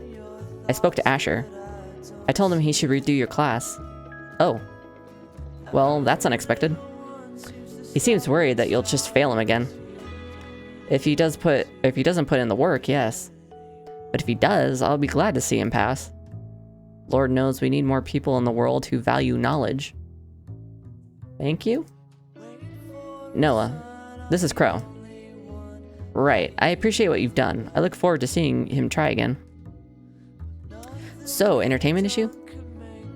Yes, you've been persistent enough. Fine. Finally, we're getting somewhere. Here we go. There is something you can help me with. I won't waste your time with a lengthy explanation. My father was a prolific writer, and before he passed, left me a book of his personal works. Perhaps one that likes poetry? I was 7 at the time. He created riddles and puzzles out of his words so that I would have a piece of him left after he was gone. Or maybe the cipher? The professor sighed, exasperated. But today, some of his words blew away on the wind. If you could find them for me, then I would indeed help you however I could. What a lovely thing to leave for a loved one. What is more precious than words that came from the heart, after all? Okay. Is it this? Is this what you were looking for? Noah held out a scrap of photograph that Elijah had lended him, the back of which had a single sentence on it, a sentence that seemed to instantly spark recognition within the professor. Yes. You couldn't have looked at it the, 5 other times I tried to show it to you? Jesus Christ. Ahem. Yes, this is it. Thank you. She carefully opened up a bound journal and went to close it again with the piece still inside. Oh, we actually have to give that back. Someone loaned it to me. Well, I suppose I will allow it. Here. She held the journal out to Noah, who took it with his eyebrows raised. If you want it back, then solve it. Right, of course. I think you should have expected this, really. Okay, in the realm of slumber, flight, adrift, wonder, a dream. Okay, I see dream.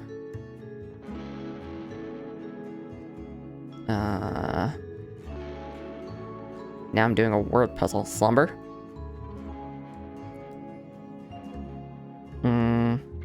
Drift. Slumber, adrift, flight.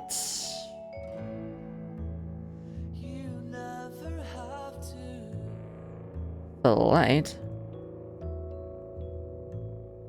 I did adrift. Let's say wonder.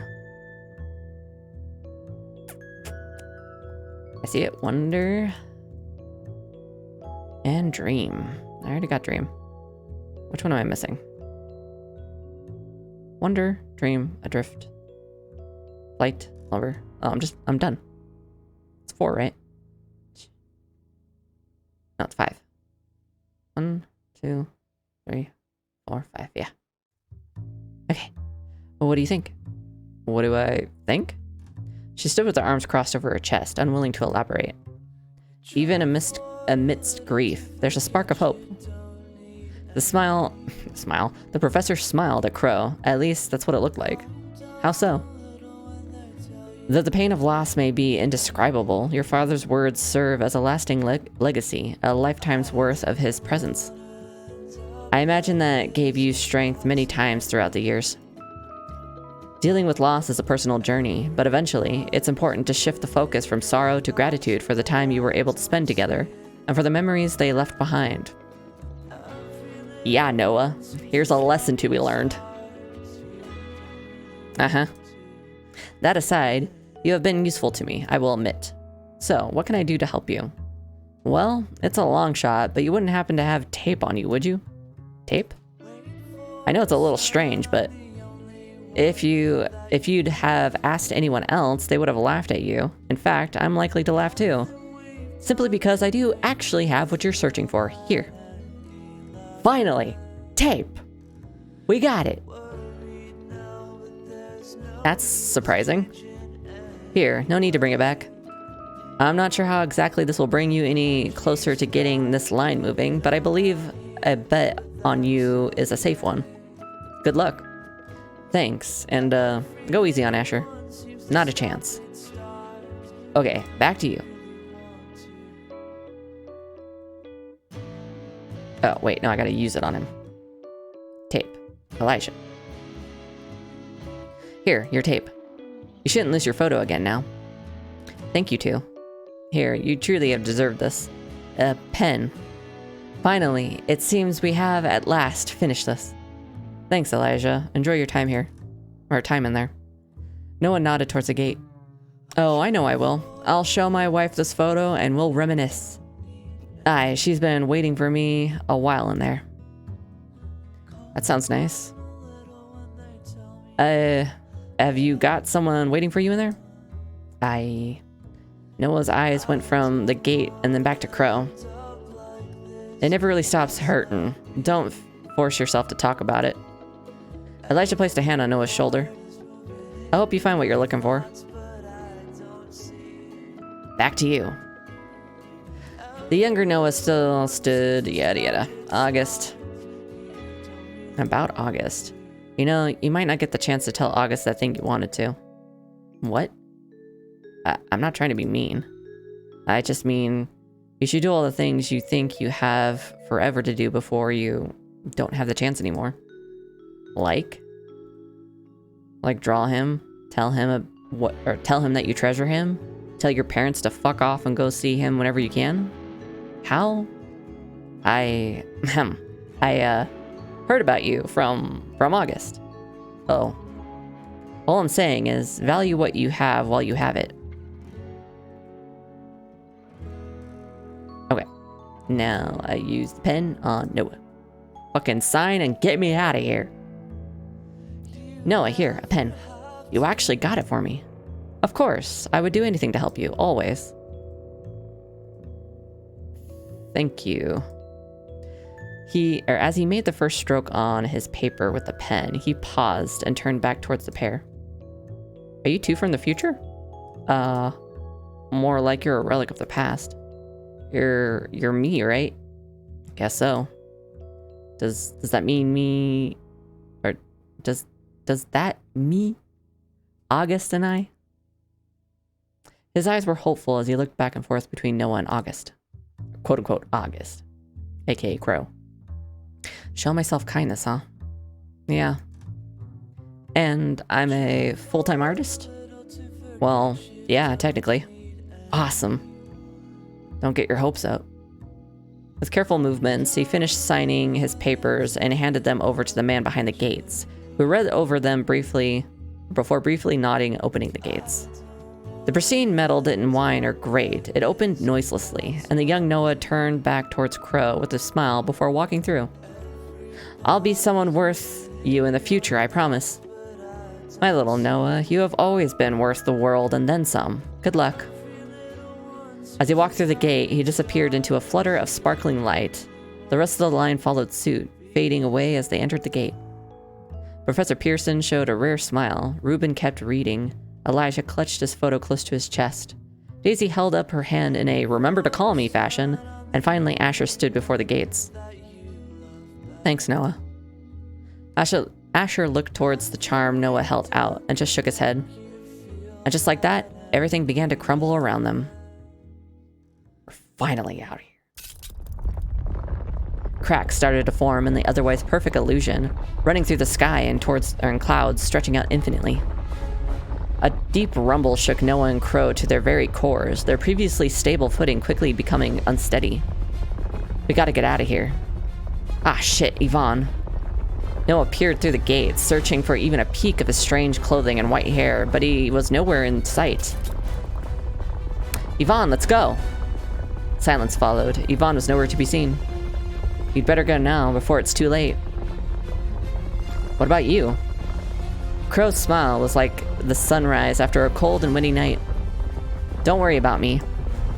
You'll be okay? I'm always okay. But just come with me. You can't. I'll see you next time, Noah. Crow either couldn't or wouldn't answer Noah's begging. The last thing Noah saw before being pushed from the cloud and falling into nothingness was the melancholic expression on his face. And we're out. Was it the look on his face, the expression in his eyes, the sound of his voice as he said he'd be okay? What was it that made Noah feel as if his chest was closing up on itself, that made him feel like he was losing yet another piece of himself? But before he had time to truly think on it, he hit the ground. His eyes slowly adjusted to the lack of light. But that wasn't all. In front of him, the painting was half complete. Mountains made of clouds and a cascading light that touched every corner. Noah raised his hand, which already held a brush, instinctively. One stroke, then another, then a flurry of them. His eyes followed the place he'd just been, yet also hadn't. Where a familiar face had existed, even if only for a moment. The ache in Noah's heart didn't subside, even as his mind was occupied with his painting. When Noah had finally finished, the sun had already begun to peek over the horizon, like a gentle but sad smile. Not that he could tell, locked away in this cave he called his home. Noah set the paintbrush down and stared at his creation. He could almost feel the wind blowing his hair all over his face, the clouds beneath his feet. But real sensations he'd felt in a world he believed unreal. A world he still believed unreal, yet the words of a certain man named Crow still weighed heavily on his mind. Shaking his head, he stood from his place in front of the easel and walked into his kitchen. He steps into the darkened kitchen with Oh my god. His steps into the darkened kitchen were slow and drawn out. Noah's mind felt hazy, slightly dizzy from the lack of sleep. The room was still exactly the same as he had left it. He didn't have anyone to clean up after him anymore. And in a way, he'd come to like the cluttered mess. It felt like a reflection of himself. With a drawn-out sigh, he wandered toward the fridge, hand extended. He paused. Stuck to the front was a sticky note. "I've paid your bills, Kane." Oh, Kane. A heavy feeling weighed down Noah's chest. After all this time, Kane was still here for him, even when he asked him not to be. With any thought of eating gone, Noah dug back through his unemptied trash can for his phone. As expected, Kane had called, as well as left a few messages. But what was less expected was a text from an unknown number. He clicked into it. "Can we talk?" Noah stared at the number. Mr. Floyd? But no, the number was definitely different to the one he'd texted earlier. There was only one logical explanation. Asher. Everyone wants to talk these days, huh? Good morning, class. Noah sat at his desk, his eyes lazily on his new teacher. It had barely been a few days, but he'd already found himself comfortable enough in the class. His fingers tapped against the worn wooden desk. Sure, he was getting used to it, but that doesn't mean he was pleased. At least I can still see August at lunch. I have some exciting news. We have a new student coming into class. Again? Correction, 2 students. New students? 2 of them? That's crazy. Noah paused as he saw 2 shadows behind the door, waiting to come in. Come in, you 2.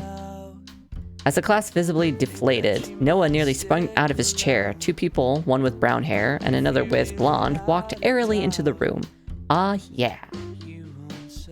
We won't bother with an introduction because you'll all probably know each other anyway. Kane and August are joining us from class 2-3. Make sure to give them a warm welcome. Noah blinked. Once, then again, then a few more times for good measure. The 2 walked into the classroom and took the spare desks. August on his left and Kane behind him. August, with the same smile that reminded Noah of a sunrise, waved discreetly to him. Now, with that out of the way, let's get into modern world history. Miss Rose, dressed impeccably, turned her back and lifted the whiteboard marker up, ready for the lesson to begin. I can't believe you managed this. With her back turned, Noah scribbled down a message on a ripped-out corner of his workbook that read, "I can't believe you managed this." He paused for a moment before adding in one of August's signature smiley faces with a nose. As inconspicuous as possible, Noah balled up the piece of scrap paper and tossed it towards August's desk, where it landed without a sound.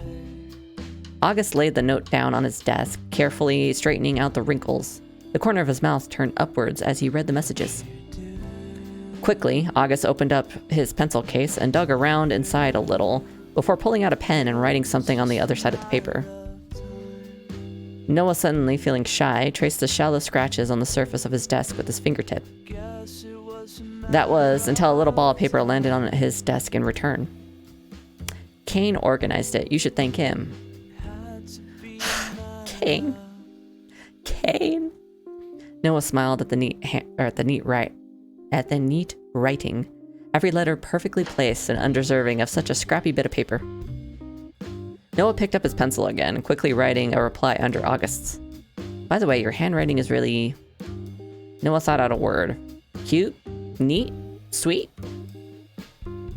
Pretty, he decided on. His own handwriting was plain and simple. Neat, but with no frills.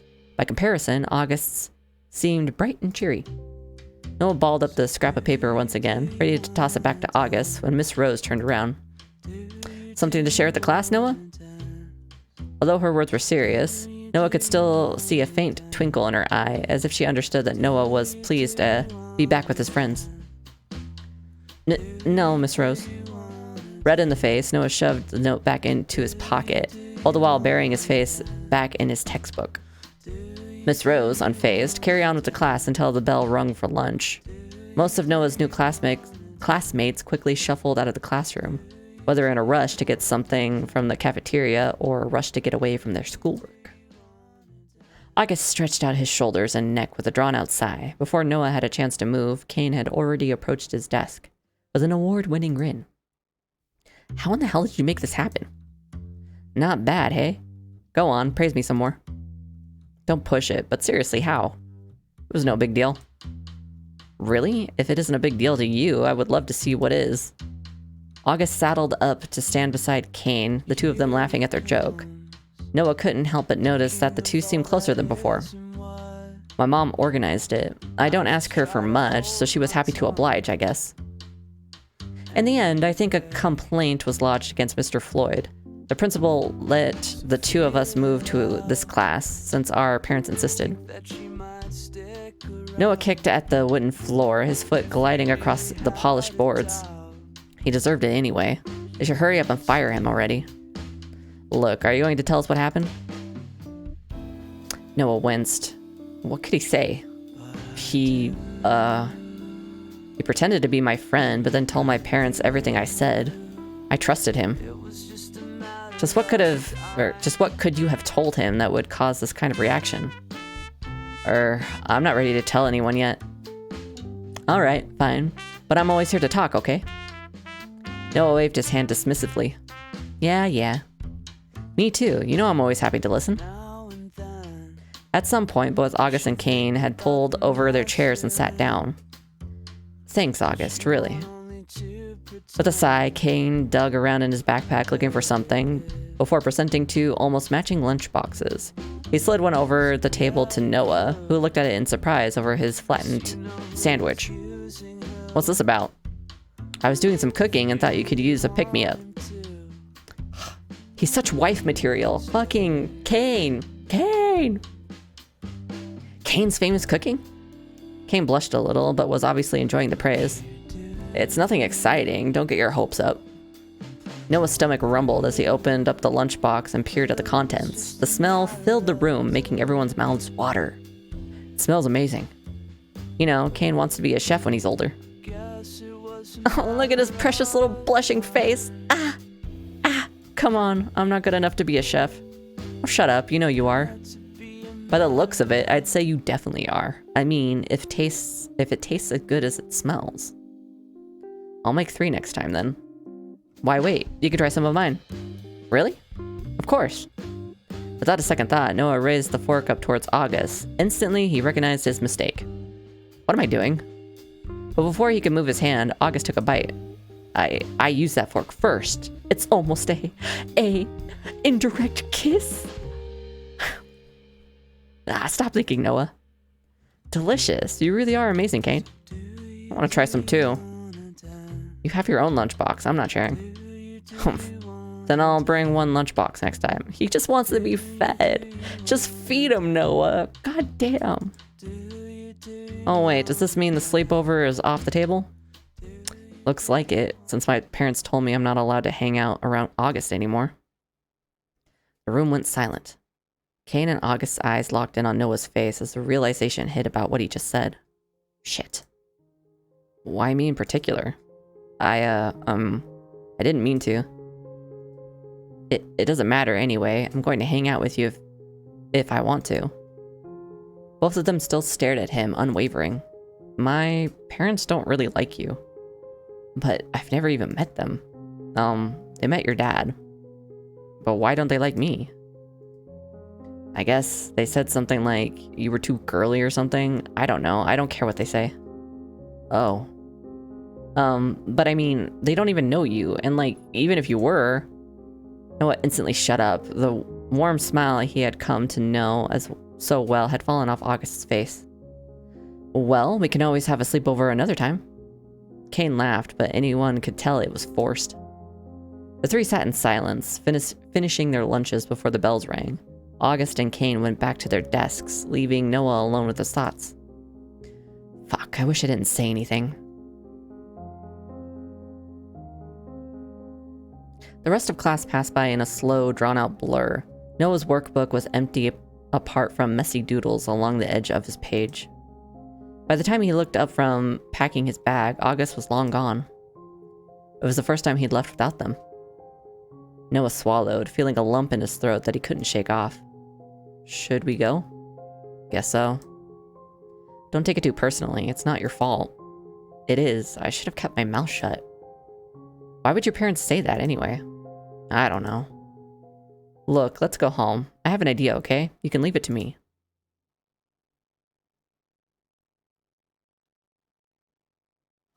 Okay, I'm actually gonna save here. Usually I like to finish the chapter first, but this one's been long.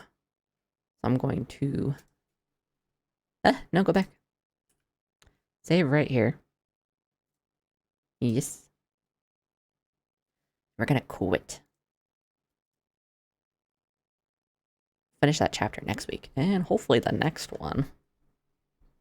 I want to get closer to Kane. Closer to Kane, my boy Kane. Okay, close my browser, and we'll jump on over to just chatting. Okay, there we go. Oh, my throat is fucking dry as shit, and so are my lips. I need some chapstick, my goodness. This has been 6.5 hours of a lot of reading. My God. But it was fun. God, so much Silas today. I'm like, I feel full. Goodness gracious. So much Silas. We're gonna... Yeah, there's more of his storyline.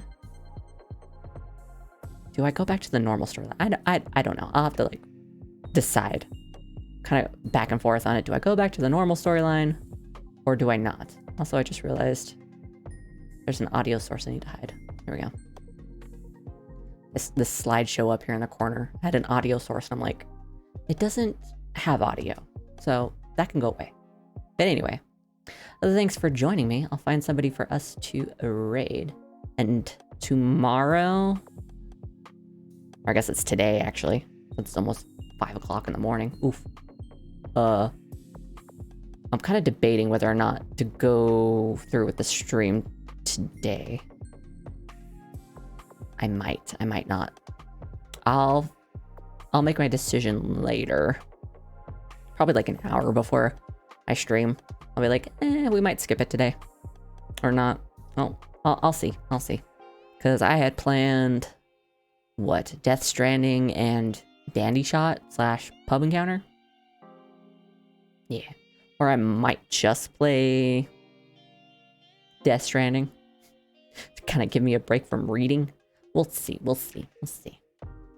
But it was fun, and I will find somebody for us to raid. Who we got? Who's out there? Who's available? Quite a few people. Anybody playing Love in Deep Space? Love and... That's not and. Love in Deep Space. There we go. Anybody? No, nobody. I doubt it, but anybody playing Dreambound? Nope. Okay, how about tag? Visual novel. I said visual novel. What we got here? Someone's playing Overwatch with a visual novel tag. I beg to differ. Zero Escape? The non-raid games? No Doors, No Life? I don't know that game at all. That's a newbie streamer. I don't want to, like, freak him out. Okay. Well. Out of the people I'm following, we have...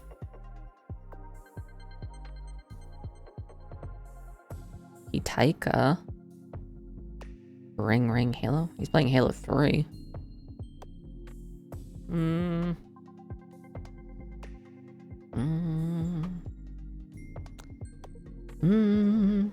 I might just do Socks the Gob. We'll do Socks the Gob. Yeah. Also, let me get Twitch open. Twitch, you're not gonna hear me because I have muted the desktop, which I forgot to do yesterday, so some of the... There we go. Muted myself so I'm not messing myself up. Okay. Alrighty. I'll get that started. Let me get the raid messages up in the chat. Boom. Pick your poison. Alrighty. I'll get that raid going, and I'll see you guys maybe tomorrow, maybe next week. I haven't decided yet. But I love you. Bye-bye.